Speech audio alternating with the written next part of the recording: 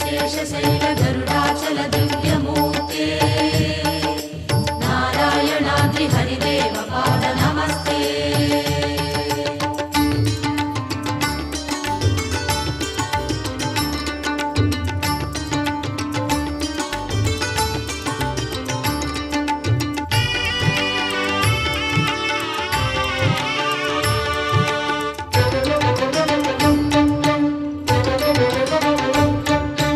नमो वेंकटेश हरि नमो श्रीनिवास नमो वेंकटेश हरि नमो श्रीनिवास मலை வாழும் தெய்வமே ஏழும் மலையனே நாமதாரியே பெருமாளே மண்ணாளும் மலையனே மாய கண்ணனே பாதம் பணிகிறோம் பெருமாளே உன் பாதம் பணிந்தே பாடிட வந்தோம் அருள்வாயப்பா।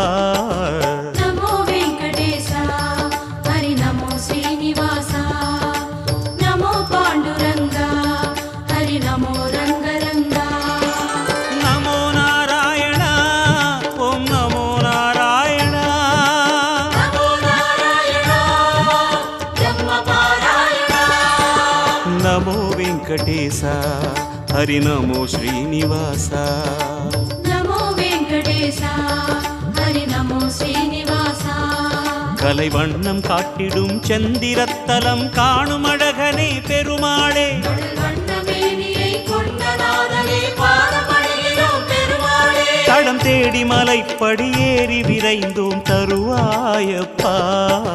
नमो वेंकटेश हरि नमो श्रीनिवास नमो कल्कि रूपा हरि नमो परशुरामा नमो नारायण ओम नमो नारायण नमो नारायण ब्रह्मपारायण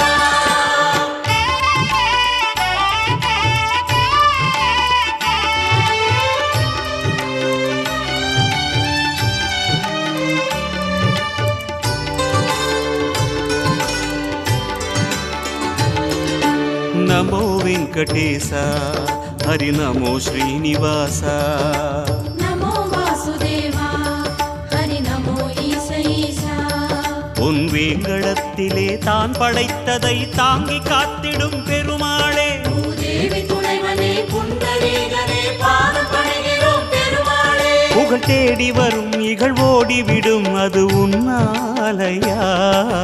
नमो वेंकटेश हरि नमो श्रीनिवास नमो देवराजा हरि नमो गरुडराजा नमो नारायण ओम नमो नारायण नमो नारायण ब्रह्मपारायण नमो वेंकटेश हरि नमो श्रीनिवास नमो नारसिंह हरि नमो भूवराः கண்ணோரம் தரிசனம் கனிவின் மொழிதர நெஞ்சில் பேசிடும் பெருமாளே வேகவண்ணனே கல்கி வடிவமே பாதம் பணிகிறோம் பெருமாளே உனை காணும் மனம் சுகம் கோடி பெறும் தினம் தன்னாலையா।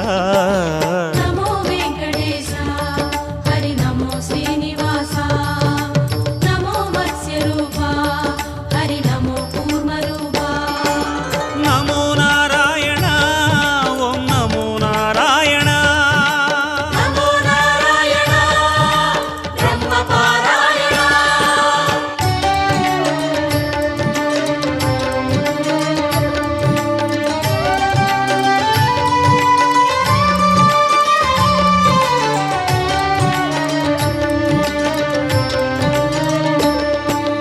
नमो वेंकटेश हरि नमो श्रीनिवास नमो शिखरवासा हरि नमो भक्तनेसा சுடர் சக்கரப்படை சுற்றும் கைகளால் சக்தி காட்டிடும் பெருமாளே श्री चक्रधारिये श्रीवारिये पादं पणिगिरोम पेरुमाळे படமாடும் பகை தடுமாறி விழும் அது உன்னாலப்பா। नमो वेंकटेश हरि नमो श्रीनिवास नमो चक्रपाणि हरि नमो सार्णधारी नमो नारायण ओम नमो नारायण नमो नारायण ब्रह्मपारायण नमो వెంకటేశ హరి నమో శ్రీనివాస நமோ ரங்கநாதா ஹரி நமோ திவ்யபாதா தடை என்ற வார்த்தையை தவிடு செய்திடும் தங்கமாமலை பெருமாளே ஸ்ரீதாமோதரா தரணி நாயகா பாதம் பணிகிறோம் பெருமாளே உன் பார்வைப்படும் பொருள் யாவையுமே பொந்தானப்பா நமோ வெங்கடேஷா ஹரி நமோ ஸ்ரீனிவாசா நமோ நாராயணா ஹரி நமோ மதுசூதனா நமோ நாராயண ஓம் நமோ நாராயண நமோ நாராயணா பிரம்ம பாராயணா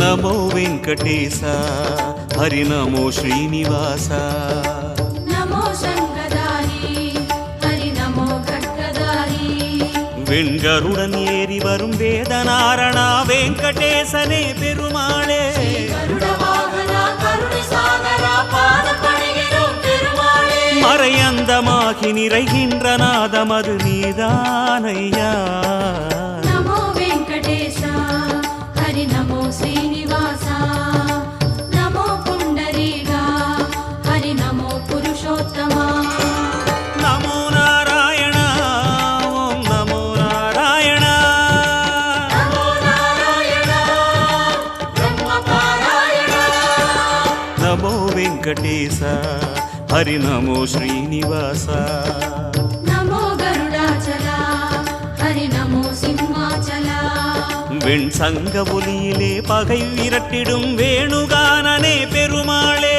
வேஷதாரி வீரராகவா பாதம் பணிகிறோம் பெருமாளே மலைவாசலிலே எழுங்கோஷ மழை உன் பேர்தானையா நமோ வெங்கடேஷா ஹரி நமோ ஸ்ரீனிவாசா நமோ விஷபாச்சலா ஹரி நமோ கனகாச்சலா நமோ நாராயண ஓம் நமோ நாராயண நமோ நாராயணா பிரம்ம பாராயணா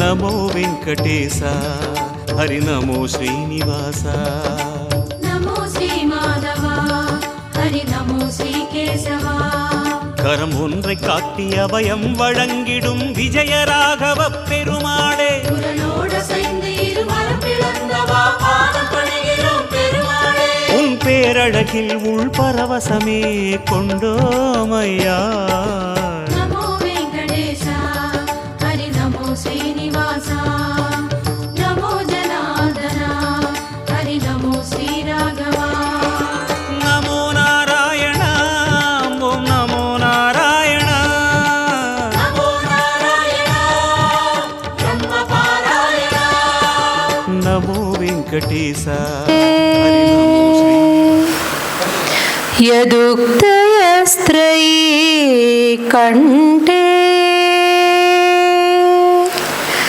यान्ति मङ्गलसूत्रताः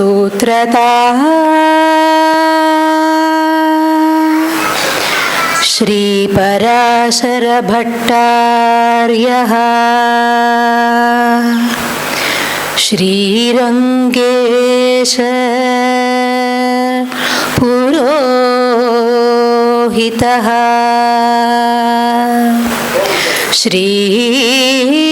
श्रीवत्साङ्क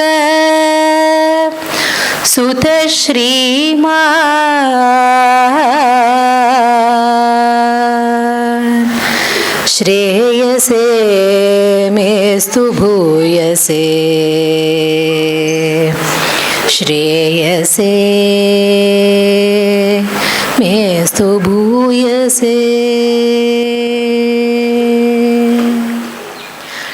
ஆச்சாரியன் பதமலரை பணிமனமே ஆச்சாரியன் பதமலரை பணிமனமே அதுவே நம் சிரமணியும் பூஷணமே ஆச்சாரியன் பதமலரை பணிமனமே மாசடைந்த என் மனத்தை தூசு விலக்கியே மாசடைந்த என் மனத்தை தூசு விலக்கியே தேசுடைய ஞான ஒளி தீபமதை ஏற்றி வைத்த ஆச்சாரியன் பதமலரை பணிமனமே தேசுடைய ஞான ஒளி தீபமதை ஏற்றி வைத்த ஆச்சாரியன் பதமலரை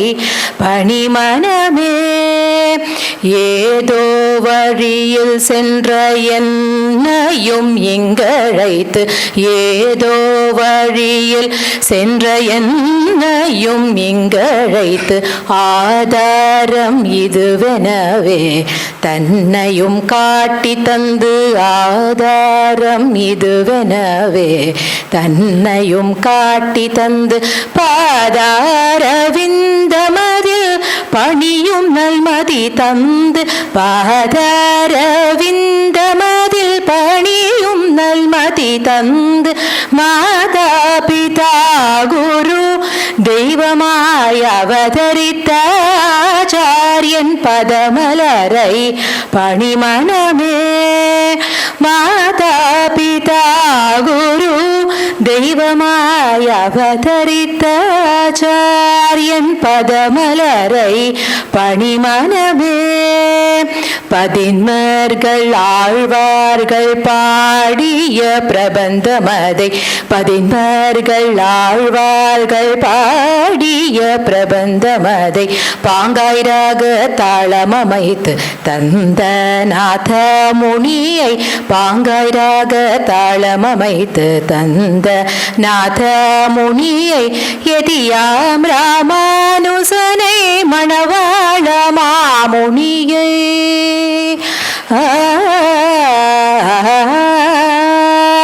யதியாம் ராமானுசனை மணவாள மாமுனியை யதியாம் ராமானுசனை மணவாள மாமுனியை கதியெனவே நினைத்து கை கூப்பி தொழுதேத்தி கதியெனவே நினைத்து கை கூப்பி தொழுதேத்தி ஆச்சாரியன் பதமலரை பணிமனமே அதுவே நம் சிரமணியும் பூஷணமே ஆச்சாரியன் பதமலரை பணிமனமே பணிமனமே பணிமனமே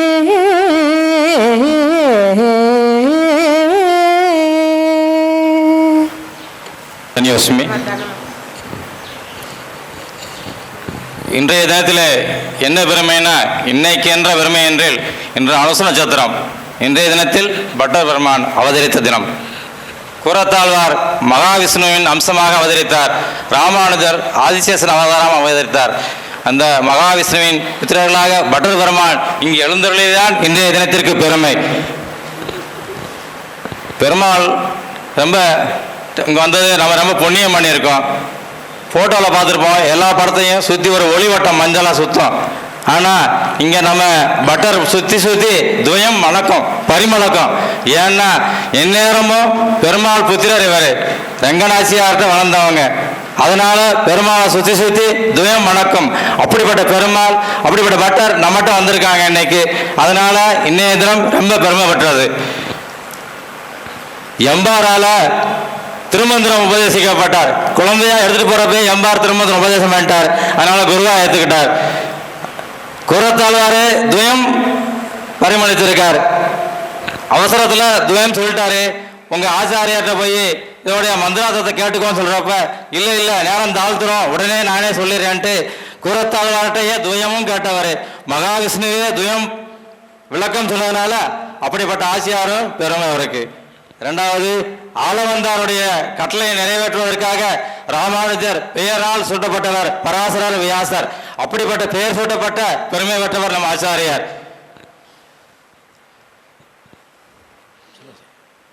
சாமி, அறியாத பிள்ளைகளும் யாம் அன்பினால் உந்தன்னை சிறுபேர் அழைத்திரவும் சீரியாரலாதே இறைவா.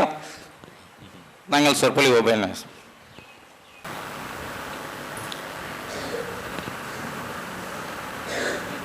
நம ஸ்ரீரங்கநாயக்யை யத்ரூ விப்ரமபேததः ஈசேஷிதவ்யவைஷம்ய நிம்னோன்னதமிதம் ஜகத் ஸ்ரீஸ்தனாபரணம் தேஜः ஸ்ரீரங்கே சயமாஸ்ரயே சிந்தாமணிமிவோத்வாந்தம் உத்சங்கேः அனந்தபோகினः அப்ஜன்யஸ்தபதாப்ஜமஞ்சிதகடீः संवादिकौशेयकम् किञ्चित्ताण्डवगन्धि संहननकम् निर्व्याजमन्दस्मितं चूडाचुम्बिमुखाम्बुजं निजभुजा विश्रान्तदिव्यायुधं श्रीरङ्गे शरदशतं तत इतः पश्येम लक्ष्मीसखं श्रीवत्सचिह्नमिश्रेभ्यो नमवुक्तिमधीमहे यदुक्तयस्त्रयी कण्ठे यान्ति मङ्गलसूत्रतां श्रीपराशरभट्टार्यः श्रीरङ्गेशपुरोहितः श्रीवत्साङ्कसुतः श्रीमान् श्रेयसे मेस्तु भूयसे.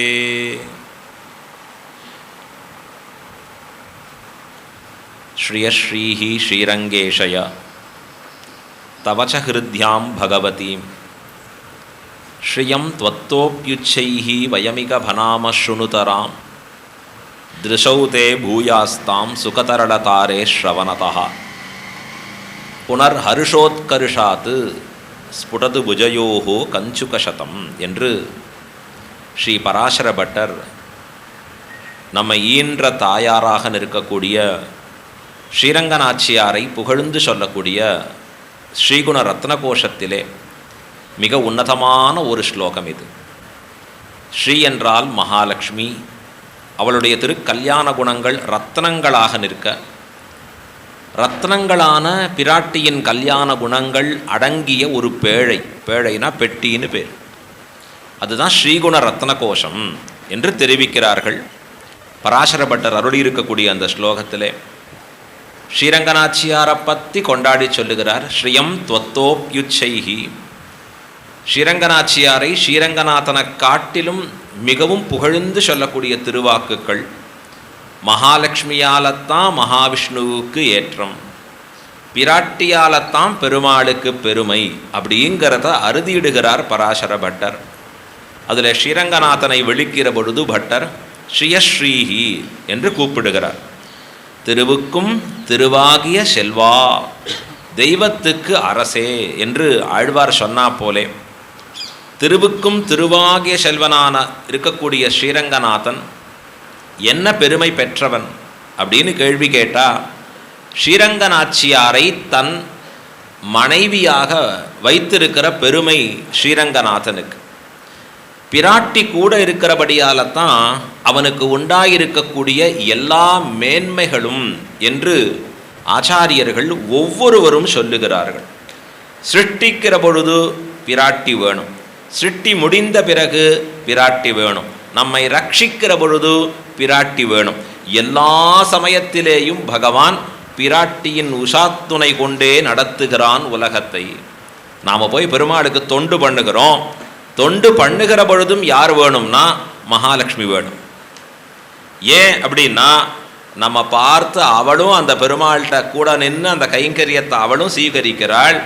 அது மட்டும் இல்லாத பெருமாள்கிட்ட சொல்கிறா, இந்த குழந்தை என்னம்மா பண்ணுறது பாருங்க, என்னம்மா பண்ணுறது பாருங்க, இவன் பண்ணுறச்சே கொஞ்சம் தூங்கி வழியறான், கொஞ்சம் அஸ்ரத்தை இருக்குது, ஆனால் தாயார் பெருமாள்கிட்ட சொல்கிறா ரொம்ப நன்னா பண்ணுறான் பாருங்க.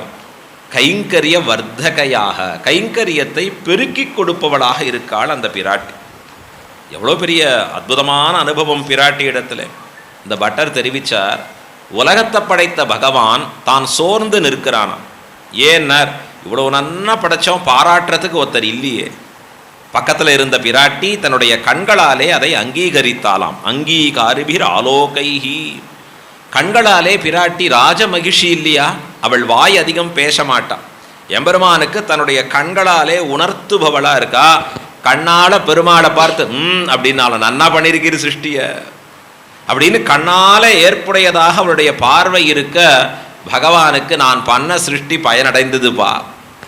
எப்படி படைஞ்சது? எனக்கு ரொம்ப வேண்டிய தாயார் அங்கீகரித்தாள், அந்த மகாலட்சுமி அங்கீகரித்தாள் என்று கொண்டாடுகிறானா அந்த பரம்பொருள். அந்த பரம்பொருளை அறியாதன அறிவிக்கக்கூடிய வேதம், மறையாய நால்வேதத்துள் நின்ற மலர்ச்சுடர்னு சொல்றார் ஆழ்வார். பகவானை சுடர்மிகு சுருதியுள் உளன், வேதங்களுக்குள்ள எம்பெருமான் ஒளிந்து இருக்கிறான்.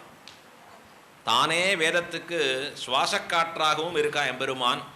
வேதங்களுக்குள்ளே நன்றாக ஒளிந்திருக்கக்கூடியவனா இருக்கான், சுடர்விடக்கூடியவனா இருக்கான்.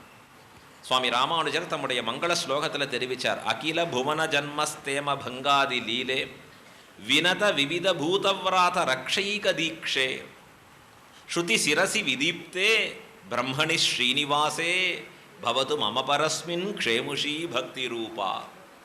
எம்பெருமானை பார்த்து எம்பெருமானே அப்படின்னு பிரார்த்திக்கிறார். மங்கள ஸ்லோகத்தில் தொடங்குறார் அழகா. நம்முடைய பக்தி வர்த்திக்கும்படியாக பண்ண வேணும்னு சொல்றச்ச எம்பெருமான் எங்க இருக்கான்னு சொல்றாருன்னா, ஸ்ருதி சிரசி விதீப்தே, வேதத்தினுடைய ஆழ்பொருளாக இருக்கக்கூடிய வேதாந்தங்களுக்குள்ளே பகவான் ஒளிந்து இருக்கிறான். இந்த வேதம் பகவானை புகழ்ந்து சொல்றது, கொண்டாடுறது வேதம் எம்பெருமான். சத்தியம் ஞானம் அனந்தம் பிரம்மா, வேதம் எம்பெருமானை பார்த்து சொல்றது சத்தியம் ஞானம் அனந்தம் பிரம்மா. எப்படிப்பட்டவர் தெரியுமா அவர்? ஆனந்தம் பிரம்மனோ வித்வான். பிரம்ம ஆனந்தத்தை உணர்ந்தவர்கள் எதை கண்டும் பயப்பட வேண்டியதில்லை. பகவான் எப்படிப்பட்டவனா இருக்கான்? ஆனந்தமயனாக நிற்கக்கூடியவனா இருக்கான். யதோ வா இமானி பூதா நிஜாயந்தே, வேதம் சொல்றது. எவனாலே உலகமெல்லாம் படைக்கப்பட்டதோ, எவனாலே காக்கப்பட்டு கொண்டு வருகிறதோ, எவன் இந்த உலகத்தை எல்லாம் மீண்டும் தன்னிடத்திலே லயமாக ஏற்றுக்கொள்ளுகிறானோ அப்படிப்பட்ட பரமாத்மா, பரம்பொருள். இந்த பரமாத்மா எங்க இருக்கார்னார் வேதம் சொல்றது அழகா. அங்க சொல்றச்ச யத் விஷ்ணோஹோ பரமம் பதகும், விஷ்ணுனுடைய பரமபதம்னு பேருப்பா. அதுதான் அவருடைய பெர்மனன்ட் ரெசிடென்ஸ். நாமெல்லாம் சொல்லுவோம் பெர்மனன்ட் ரெசிடென்ஸ் இங்கே தான் சுவாமி, இந்த ஊர் தான், ஆனால் டெம்பரவரியாக வேலையில் இந்த ஊரில் இருக்கேன். அதுபோல் பகவான் பர்மனண்ட்டாக எங்கே இருக்காருன்னா வைகுண்டத்தில் இருக்காராம். அழ்வார் சொன்னார் வைகுந்த மாநகர் அப்படின்னு கொண்டாடினார். நலமந்தம் இல்லதோர் நாடு அப்படின்னு கொண்டாடினார். அந்த பரமபதத்திலே பகவான் இந்த மாதிரி இருக்கக்கூடிய அடியார்கள் சூழ்ந்திருந்து ஏத்துவர் பல்லாண்டே என்று நித்தியர்களும் முக்தர்களும் பெருமாளை அழகாக கொண்டாடி கொண்டு சாமகானத்தை பாடிக்கொண்டு அந்த பரமபதத்தில் இருக்காங்க. ஆனந்தமான ஒரு லோகம், துக்கம் என்பதே இல்லாத லோகம். தேடி பார்த்தாலும் துக்கம் கிடைக்காது, இங்கே தேடி பார்த்தாலும் ஆனந்தம் கிடைக்கிறது அரிதாக இருக்கு. இப்போ அப்படி இருக்கிற பரமபதத்தில் பகவான் ஆனந்தித்து இருக்கக்கூடிய சமயத்திலே வேதம் அவனை புகழ்ந்து சொல்லக்கூடியதாக இருக்கிறச்சே பெருமாள் யோசித்தார், நான் பரமபதத்திலேயே இருந்தால் இவாள்லாம் என்னை நம்ப மாட்டாளே, ஏற்றுக்க மாட்டாளே, இவர்கள் கண்ணில் நாம் தெரியலேன்னு சொன்னால் பிரயோஜனம் இல்லையே, இடத்த வாங்கி போட்டால் போகிறோமா, அப்பப்போ வந்து பார்த்துக்கிறான், இடம் என்னோட தானே, யாரும் ஆக்கிரமிக்கலையே, ஜாக்கிரதையாக இருக்கோ இல்லையோ. அதை போல பகவான் யோசித்தார், இவர்களை அப்பொழுது நாம் பார்க்க வேண்டுமே.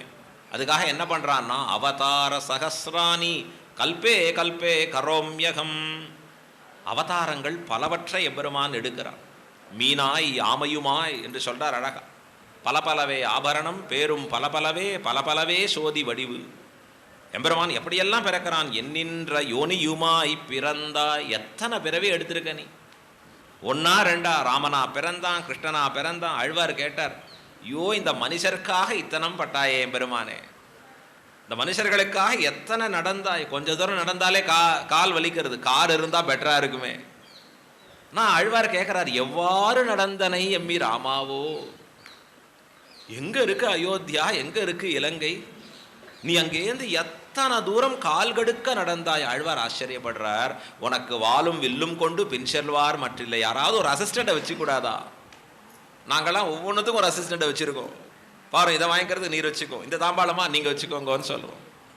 நீர் அதை கையில் பிடிச்சிட்டு போகிறதுக்கு ஒரு அசிஸ்டண்ட் வச்சுக்கலையே, இப்படி நீரே எடுத்துன்னு போறீரே அழ்வீரே. அழ்வீர அதாவது ஆழ்வார் எம்பெருமானை பார்த்து சொல்கிறார், எவ்வாறு நடந்தனை? இந்த மனுஷருக்காக இத்தனை பட்டாயே நீ எதற்காகனா உலகத்திலே தான் தோன்றி நமக்கு நல்லவற்றை எடுத்துரைத்தால் மட்டும் போராது, அவ்வழியே தானும் நடக்க வேணும் என்றுதான் எம்பெருமானுக்கு ஆசை. அதனால தான் ஆழ்வார் சொன்னார் பாசுரத்தில், கற்பார் ராமபிரானை அல்லால் மற்றும் ராமபிரானை அல்லால் மற்றும் கற்பரோ. படிக்கணும்னா யாரை படிக்கணும்? ராமனைத்தான் படிக்கணும். இன்னைக்கு உலகம் வேற எதையோ படிச்சுட்டு இருக்கு, ஆகையால தான் திண்டாடின்னு இருக்கு. ராமரை படிக்கணும்னு சொல்றது. ராமரை எப்படி படிக்கிறது? அவர் என்ன புஸ்தகமா? அவர் இல்லை பார்க்கக்கூடிய படமா? எப்படி ராமரை படிக்கிறதுன்னர்? ராமர் வாழ்க்கையை படிக்க வேணும். ராமர் எப்படி வாழ்ந்து காட்டினாருங்கிறது தான் நம்முடைய ஒவ்வொருவருக்கும் உண்டாயிருக்கக்கூடிய வாழ்க்கை பாடம். வேதம் பல கருத்துக்களை சொல்லித்து. சத்தியம் வத, தர்மம் சர, மாத்ருதேவோ பவ, பித்ருதேவோ பவ. வேதம் சொல்ல பல கருத்துக்களை எல்லாருக்கும் நம்பிக்கை ஏற்படணும்னா அதன்படி ஒருவர் செய்து காண்பிக்க வேணும், அதன்படி ஒருவர் நடந்து காண்பிக்க வேணும். அப்பா அப்பப்பா பையனுக்கு அட்வைஸ் பண்ணிட்டே இருந்தார், டே எப்பொழுதும் உண்மையே பேசணும்டா, எப்பொழுதும் உண்மையே பேசணும்டா. இந்த பையன் கேட்டுட்டே இருந்தான். அப்பா சொல்கிறாரு, இந்த காலத்தில் கேட்டானா அந்த பையன் ஆச்சரியப்பட வேண்டிய விஷயந்தான். நாம் நல்ல பையனை வச்சுட்டு இருக்கோம்னு அர்த்தம். அழகா ஒரு நாள் அப்பா கிட்ட யாரோ கடன் இவர் வாங்கியிருக்கார், பாவம் வாங்கினார். கடன் வாங்கினவர் இப்போ திருப்பி வந்துட்டார். இவரை பிடிக்கிறதுக்காக தூரக்கேன்னு பார்த்துட்டார். அப்பா தான் ரூமுக்குள்ளே போய்ட்டார். பையனை கூப்பிட்டு சொல்கிறார், டே அவன் வரச்சே நான் இல்லைன்னு சொல்லு. உடனே போன உடனே கரெக்டாக அந்த வந்தான். அவன் கேட்ட உடனே இந்த பையன் போய் சொன்னான், அப்பா இல்லை. இவன் உண்மையை சொல்லவனா இருந்தால் அப்பா இல்லைன்னு உள்ளே இருந்து சொல்ல சொன்னார் அப்படின்னு சொல்கிற பசங்க இருக்க. அழகா இல்லைன்னு சொல்லிட்டான். அவர் கிளம்பி போயிட்டார். அப்புறம் ஒரு நாள் இவனுக்கு எக்ஸாம் முடிஞ்சுது, மார்க்கெல்லாம் வந்துடுதா. இவன் வீட்டில் சொன்னான், மார்க்கெல்லாம் வரலப்பா. ஏண்டா பக்கத்து வீட்டு பையன் மார்க் வந்துடுதுன்னு சொன்னான், நீ சொல்லலையேன்னா. ஏன்பா நீங்கள் உண்மையை சொல்லுங்கிறீங்க, ஆனால் கடன்காரா வந்தால் மட்டும் என்ன சொல்கிறீங்க? என்ன பொய் சொல்ல சொல்கிறீங்க? மார்க்குக்கு நான் பொய் சொல்லக்கூடாதா? தப்பா? நமக்குள்ள உள்ள டக்குன்னு ஒரு அனுபவம் என்னன்னா, நம்ம வீட்டில் நடந்த மாதிரியே இருக்கு, இது எங்கேயோ இது கேள்விப்பட்ட மாதிரியே இருக்கு. ஏன்னா நாம சொல்லுவதை நம் குழந்தை கேட்கணும்னா என்ன பண்ண வேண்டியிருக்கு? முதலில் நான் அதை கடைபிடிக்க வேண்டியிருக்கு. ஒரு அழகா ஆங்கிலத்தில் சொல்றோம், பிராக்டிஸ் பை எக்ஸாம்பிள். அதாவது நீ எக்ஸாம்பிளாக இருக்கணும்னா, எடுத்துக்காட்டாக இருக்க வேணுமென்னால் அவ்வழியிலே நீ நடந்து காண்பிக்கணும். நீ நடந்து காண்பித்தா என்னாகும்? மற்றவர்கள் எல்லாம் அவ்வழியிலே பின்பற்ற ஆனந்தித்து தொடருவார்கள். ராமானுஜர் தன்னுடைய அந்திம காலத்தில் எழுந்து சந்தியாவந்தனம் பண்றார். பிராமணன் சந்தியாவந்தனம் பண்ணலேன்னா சாஸ்திரம் அவனை பிரயோஜனமற்றவன்னு சொல்றது. சந்தியாஹீனஹா நித்திய அசுச்சிஹி அப்படின்னு சொல்றது சாஸ்திரம். அனர்ஹா சர்வகர்மசு, 3 வேளையும் சந்தியாவந்தனம் பண்ணணும். ஆசைப்படப்படணும், மூக்கு பிடிக்கணும், பிராணாயாமம் பண்ணணும், அழகா அதுக்கப்புறம் அர்க்கியம் விடணும். விதிக்கப்பட்டிருக்கக்கூடிய விதி இவனுக்கு. சரி, சந்தியாவந்தனம் பண்ணனா என்ன பலன்னா? ஒரு பலனும் கிடையாது. சந்தியாவந்தனம் பண்ணலைன்னா இவன் பாபத்தை அனுபவிப்பான். அகரகர் சந்தியாம் உபாசீத, சந்தியாவந்தனாதிகளை கண்டிப்பாக ஒவ்வொரு வேளைக்கும் பண்ணணும். ராமானுஜர் தன்னுடைய 120வது வயசு திருநக்ஷத்திரத்தில் பிடிச்சிக்கிறதுக்கு 2 பேரை பக்கத்தில் வச்சுட்டு தன் தோலை அப்படி பிடிச்சு நிறுத்தி அர்க்கியம் விட்டார் ராமானுஜர். எழுந்து நின்று சந்தியாவந்தனம். இப்போ சிஷ்யாலாம் கேட்டால், எத்தனை வருஷமாக பண்ணிட்டு இருக்கள், இன்னைக்கு ஒரு நாள் பண்ணாட்டி என்ன? விட முடியலையே, வலிக்கிறது. நான் இன்னைக்கு பண்ணாமல் போனால் என்ன கட்டம் தெரியுமா? எனக்கு ஒன்றும் இல்லை, அவருக்கு எங்கே பாப்பம் வரப்போகுது. ஆனால் உலகத்தில் உள்ளார்கள் என்ன சொல்லுவா தெரியுமா? இன்னைக்காவது ஒரு நாள் என்னை போல ஒரு நாள் ஏன் சந்தியாவந்தனம் பண்ணலன்னா, ஒரு நாள் ராமானுஜரே பண்ணல தெரியுமா உனக்கு? அப்போ வேண்டாததை அங்கேருந்து எடுத்துக்கொள்வோம். ஆகையால தான் உலகம் வாழ்வதற்காக நாம் இதை செய்ய வேண்டும். இவர்களுக்கு என்ன பேர்? சிரேஷ்டர்கள்னு பேர். எது ஆச்சரதி சிரேஷ்டா. உலகம் எவ்வழி போகும்? சிரேஷ்டர்கள், மரியாத புருஷர்கள் எப்படி இருக்கிறார்களோ அவ்வழியிலே உலகம் அவர்களை பின்பற்றும். அவர்கள் செய்கிறத பார்த்து அப்படியே செய்யும். நீங்கள் வடக்குலலாம் போனேன்னா ராமரை பார்த்து என்ன சொல்கிறா? மரியாதா புருஷோத்தம் அப்படின்பா. ராம்னு சொன்னால் மரியாதா புருஷோத்தம். ஏன் அப்படின்னா, உலகத்திலே நாம் எப்படி நடக்க வேண்டும் என்பதை தான் நடந்து காண்பித்து நிரூபித்தான். தாயில் சிறந்ததொரு கோயிலும் இல்லை, தந்தை சொல் மிக்கதோர் மந்திரம் இல்லை, எல்லாம் சொல்லுவான் அழகா. மனைவின்னா அவளிடத்துல அன்பும் அரணும் உடைத்தாயிருக்க வேணும், இல்வாழ்க்கை சொல்லலாம் வார்த்தைகள்ல. ஆனால் செயல்பாட்டில் வரைச்சு அப்படி இருக்க முடியுமான்னு சொன்னால் ராமர் அப்படி இருந்து காண்பித்தார். இப்படி தான் வாழணும், இப்படி தான் நடக்கணும் அப்படின்னு சொன்ன உடனே எல்லாருக்கும் ஒரு ஆசை. பெருமாள் ராமர்னு சொன்னாலே நாமும் அவ்வழியிலே வாழணும், நாமும் அவ்வழியிலே இருக்கணும். யோசிச்சு பாருங்க. உலகத்தில் அழகா சொன்னான் ஒருத்தர், சொல்றார் அழகா, எனக்கு எப்போ சத்தியமே பேசணும்னு வந்தது அப்படின்னா ஸ்ரீராமாயணத்தையும் அதாவது ஹரிச்சந்திரனுடைய கதையும் கேட்டால் நான் அப்படி ஆனேன். அப்போ இதெல்லாம் ஒரு இன்ஸ்பிரேஷனாக இருக்குது நமக்கு. எத்தனை காலம் ஆனாலும் கூட அந்த ஸ்ரீராமாயணம் இன்றும் நமக்கு நடந்திருக்கக்கூடிய உண்மையான ஒரு விஷயம். அந்த சரித்திரம் உள்ளுக்குள்ளே போகிறச்சே நம்மை அறியாத ஒரு மாற்றம் நிகழ்கிறது. யாரோ எத்தனையோ தடவை சொன்னாலும் கூட கேட்காத மனசு, ஆனால் பெருமாள் சரித்திரம் கேட்டு நாம் இருக்கிறச்சே அது சுத்தி அடைகிறது.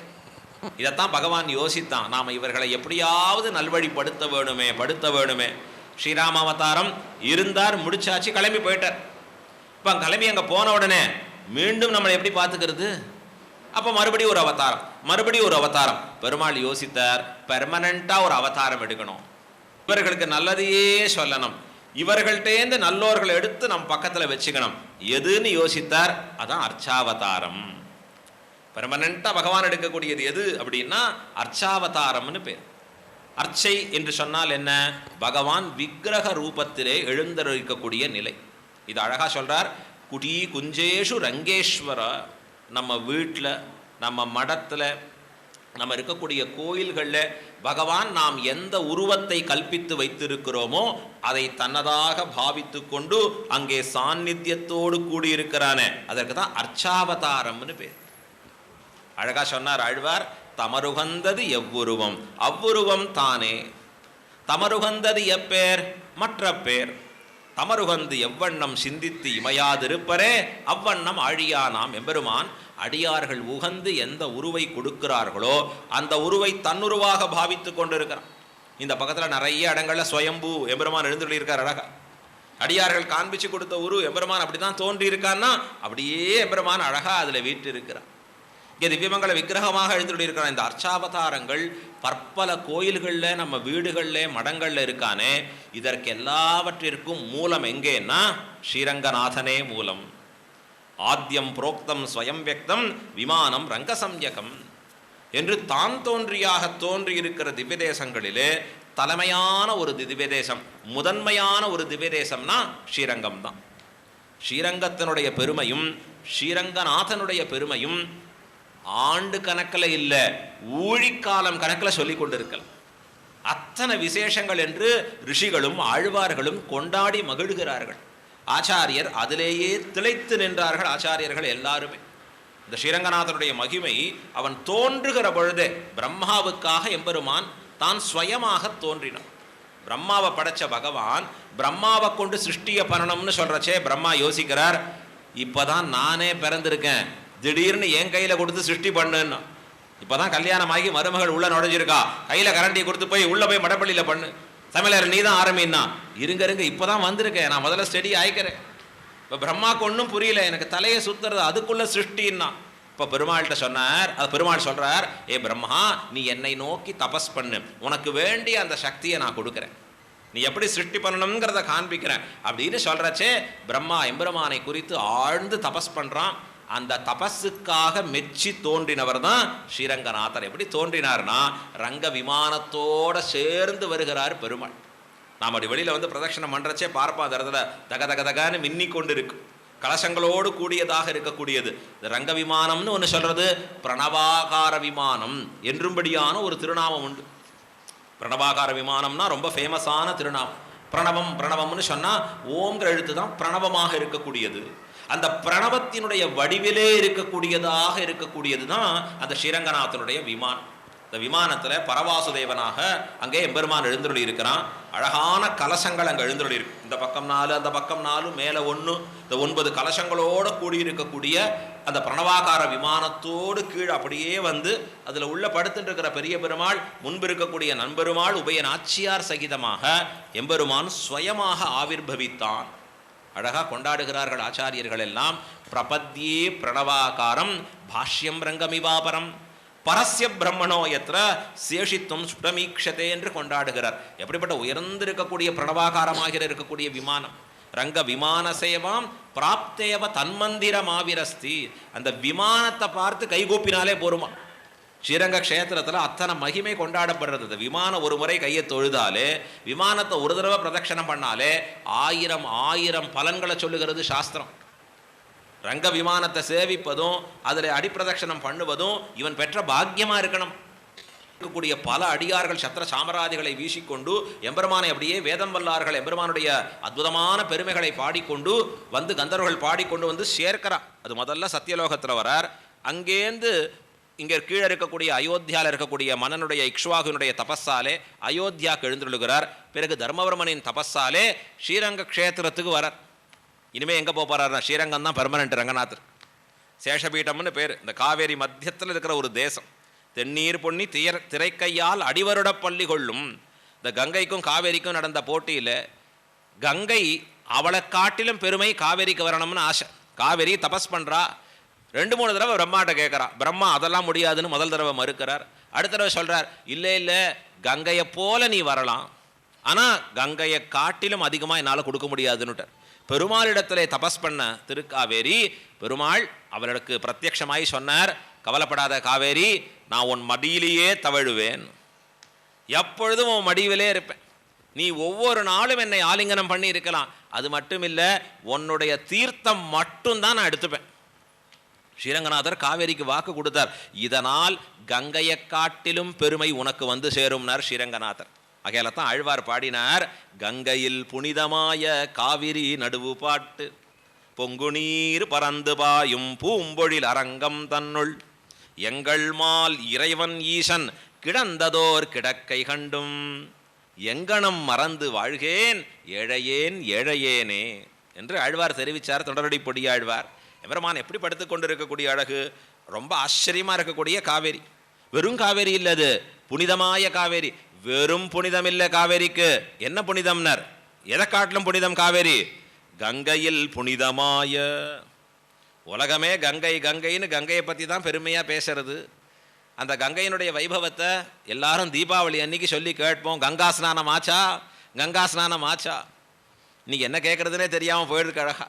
கங்கா ஸ்நானம் ஆச்சான்னு அடிகாத்தால கேட்கணும். ஏன்னார் கங்கை அந்த தீர்த்தம் எல்லா ஜலத்துலேயும் அந்த காலை வேளையில் இருக்குது. தீபாவளி சமயத்தில் அந்த கங்கைக்கு என்ன பெருமை? பகவானுடைய பாதத்திலிருந்து புறப்பட்டு வந்ததாலே கங்கைக்கு பெருமை. அந்த கங்கை பெருமை ஒரே ஒரு சமயத்தில் பெருமாள் பாதத்தில் பட்டு வந்தது. இந்த காவேரிக்கு என்ன பெருமைனா, டெய்லி ஸ்ரீரங்கநாதன் திருவடி வருடுகிற காவேரி. தென்னீர் பொன்னி திரைக்கையால் அடிவருடும். அது மட்டும் இல்லை, காவேரிக்கு பல பெருமைகளை சொல்றார். தீர்த்தம் சுந்ததி பாதி நந்தன தருண் ரத்யாங்கனான் யுக்ஷதி ஸ்நானி யார்கண பானவாரி வகதி ஸ்நாத புனீதே ஜனான் என்று காவேரிக்கு பல பெருமைகளை சொல்றார். எல்லா நதிகளையும் காவேரி சுத்தம் பண்ணுகிறது. துலா மாசம்னு பேர். ஐப்பசி மாதம் ஸ்ரீரங்கத்தில் பார்த்தேன்னா நிறைய அடியவர்கள் ஐப்பசி மாதம் வருவா. எதற்காக வருகிறார்கள்னா காவேரி ஸ்நானம் பண்ணுவதற்கு. ஏன் பண்ணணும்? அந்த துலா மாச சமயத்தில் காவேரி தன்னை மட்டும் புனிதமாக வைத்துக் கொள்ளுவதில்லை, தன்னிடத்திலே வந்து சேருகிற நதிகளை எல்லாம் புனிதமாக்குகிறது. 1 2 எத்தனை பாபங்களை பண்ணிட்டு ஆழ்வார் சொல்றாரே, பாவியே நானேன் படுது செய்திருப்பேன், நானே நானாவித நரகம் புகும் பாவம் செய்யேன். 1 2 பெருமாளே, தெரியாமல் தெரிஞ்சுட்டு எத்தனை பண்ணிட்டு இருக்கேன் பாப்பங்களை. இந்த பாப்பங்களெல்லாம் பண்ணி எங்கே போய் சேர்க்குறோன்னா நேராக நதியில் குளித்து சேர்த்துடுறோம். அந்த நதிகள் அந்த பாப்பங்களை எப்படி போக்கிக்கும்னா காவேரிக்கு வந்து குளிச்சு போக்கிக்கிறது. இந்த காவேரியினுடைய பெருமை துலா மாசத்தில் ஐப்பசி மாசத்தில் ரொம்ப விசேஷமாக இருக்கும். ஆகையால தான் தென்திருக்காவேரியிலேருந்து ஸ்ரீரங்கநாதர் தங்க குடத்தில் காவேரி ஜலம் எடுத்துகிட்டு போவார் அழகாக. மற்ற 11 மாதம் வெள்ளி குடத்தில் வடதிருக்காவேரியிலேருந்து வரும். இது நேராக அவர் திருவுருவத்துக்கு நேராக இருக்கக்கூடிய திருக்காவேரி தென்திருக்காவேரிலேருந்து தங்க குடத்தில் தீர்த்தம். ஏன்னர் அந்த மாதம் முழுவதுமாக எல்லாருடைய பாபங்களையும் போக்க வல்லதாக இருப்பது காவேரி. இந்த காவேரி ஸ்நானம் அந்த மாதத்தில் பரம பாவனம். இல்லை நான் கடைசி நாள் தான் வருவேன், எனக்கு கொஞ்சம் கஷ்டமாக போயிடும், காவேரி கடைசி ஸ்நானம் வரைச்சே அடுத்த நாள் வரத்துக்குள்ளே ஆச்சுன்னா அதற்கு பேர் கடவன் முழுக்கு, இன்னொன்று பேர் முடவன் முழுக்குன்னு ஒன்று வைக்கிறார். கை கால் ஊனம் இருக்கிறவன் கூட வர முடியாமல் போச்சு, அவன் வந்து முடியறதுக்குள்ளே ஐப்பசி மாதம் முடிஞ்சு போச்சுன்னா போனா போகிறது உங்களுக்காக கார்த்திகை 1 அன்னைக்கும் ஒரு நாள் உண்டு. எவ்வளோ எம்பெருமான் கொடுத்துருக்கிற சலுகைன்னு நமக்கு சலுகையே கொடுத்துட்டுருக்க. காவேரி கரையிலே ஸ்ரீரங்கநாதன் படுத்திருப்பது எதற்காகனா எல்லார் உள்ளங்களையும் தான் கொள்ளை கொள்ள வேண்டும் என்பதற்காக. எத்தனையோ பேர் ஸ்ரீரங்கநாதனை பஜித்து கொண்டு வருகிறார்கள். அவனிடத்துல இது வேணும் அது வேணும். வேண்டிற்றெல்லாம் தருங்கோதில் என் வள்ளல் மணிவண்ணன்னர் ஆழ்வார். உனக்கு என்னென்ன வேணுமோ வேண்டியதெல்லாம் கொடுப்பதற்காகத்தான் எம்பெருமான் இருக்கான். அழகா சாஸ்திரம் சொல்லித்து சகல பல பிரதோகி விஷ்ணு, எல்லாவற்றையும் கொடுப்பவன் எம்பெருமான். எம்பெருமானே வேண்டாமா, அவன் திருநாமம் போருமா. குலம் தரும் செல்வம் தந்திடும் அடியார் படுதையர் ஆயினவெல்லாம் நிலம் தரம் செய்யும் நீள் விசும்பருளும். எது கொடுக்கும் நேர் நான் கண்டுகொண்டேன் நாராயணா என்னும் நாமம். வளம் தரும் அப்படின்னு சொல்லி காண்பிக்கிறார். மற்றும் தந்திடும் பெற்ற தாயினும் ஆயின செய்யும் எது நலம் தரும் சொல்லை நான் கண்டுகொண்டேன் நாராயணா என்னும் நாமம். இப்போ பகவானுடைய திருநாமம் இருக்கு, உனக்கு எல்லாவற்றையும் கொடுக்க வல்லது. கேட்கறதுக்கு தான் நமக்கு லிஸ்ட்டு போராது, என்ன கேட்கணும்னு. ஆனால் எம்பெருமான் கொடுக்கிற வல்லல். பாருங்கோ திருவேங்கனுடையான் பாருங்கோ, எத்தனை பேர்கிட்ட எத்தனை பேருடைய மில்ஸில் ஃபேக்ட்ரியில் அவர் ஒரு ஸ்லீப்பிங் பார்ட்னராக இருக்கார் தெரியுமா. அவன் மட்டும் இல்லை, மில் ஓனர்னார் திருவேங்கமுடையானும் ஓனராக வச்சிருக்காரு. ஏன்னார் வர ப்ராஃபிட்டில் திருவேங்கமுடையானே உமக்கும் ஒரு ஷேர் உண்டு, ஒண்டியல் உமக்கும் போடுறது உண்டு அழகா. இப்போ ஏன்னார் எம்பெருமான் நமக்கு எல்லாவற்றையும் அழிக்கக்கூடிய வள்ளல். அப்படி வள்ளலாக எம்பெருமான் அங்கே படுத்துட்டு கொடுத்துட்டு இருக்கிறச்சு அவருக்கு யார் வேணும் என்ன வேணும்னு கேட்டால் என்னையே வேண்டி வருபவன் வேணும். நாம் போனால் அவர்கிட்ட கைகூப்பி கேட்டோம்னா பெருமாள்கிட்ட டக்குன்னு வந்த உடனே அவர் எழுந்துக்க பார்க்குறார். என்ன வேணும்? நான் தானே என்னார். இல்லை பெருமாளே ஒன்றை கேட்க வரல, என்ன வேணும்னார். எனக்கு கொஞ்சம் இந்த வசதிகள்லாம் எல்லாம் பண்ணிக்கொடும், எனக்கு இந்த பணம் போற மாட்டேங்கிறது கொஞ்சம் பண்ணிக்கொடும். சரி அதெல்லாம் பண்ணி கொடுக்குறேன், ஆனால் என்ன ஒன்றை கேட்குற மாதிரி இல்லை, நீர் பாட்டு கோயிலில் வரும், நான் பாட்டுக்கு என்னுடைய வேலையை பார்த்துன்னு இருக்கேன். இப்படி யோசித்த பெருமாள் யோசித்தார், இப்படியே எல்லாரும் போறாளே யாராவது ஒரு அடியவர் என்னையே வேண்டி இருப்பரா, பெருமாளை நீர் தான் வேணும் அப்படின்னு யாராவது கிடைப்பறான்னார். அப்படி ஒருத்தர் கிடைச்சாராம் பெருமாள். இன்றைக்கும் அவரை கொண்டாடுறார் எம்பெருமான். இப்போ தான் முடிஞ்சிருக்கிற கார்த்திகை மாதம் ரோகிணி நட்சத்திரம். ரோகிணி நட்சத்திரத்தில் திருவவதாரம் பண்ண திருப்பானாழ்வார் என்று சொல்லக்கூடியவர், பாணர் குலத்தில் பிறந்திருக்கக்கூடியவர், காவிரி கரையில் இருந்து கொண்டு, ஏன்னா தான் குலந்தாங்கு சாதிகள் நாளிலும் கீழிழிந்த சண்டால குலத்தில் பிறந்திருக்கக்கூடியவருங்கிறபடியாலே தனக்கு பெரிய யோக்கியத்தை இல்லை எம்பெருமானிடத்திலேன்னு நினைத்து கொண்டு காவிரி கரையில் இருந்து கொண்டு எம்பெருமானை பாடிக்கொண்டிருக்கிறார். எப்படி பாடுவார்னா கண்ணை மூடிண்டு கையும் வீணையுமாக கொண்டு பாடுபவராக இருக்கிறார். பகவானை பாடுறச்சே தன்னையே மறப்பது தான் அவருடைய சுபாவம்.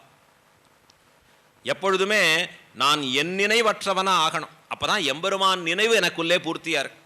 உபன்யாசம் பண்ணிட்டே இருக்கிறச்சே யாரையோ ஒருத்தர் அப்போ வர சொன்னேனே அவர் வந்திருப்பாரா இல்லையா, இந்த சாவியை கொடுக்கணுமே என்ன பண்ணுறது, போய் கொடுத்துட்டு வரட்டோமாண்ணா அப்படின்னு ஒரு 100 கேள்வி இருந்ததுன்னா போச்சு, மனசு என்னாச்சு, கிடைச்ச 1 மணி நேரமும் கிடைக்காம போயிடும்.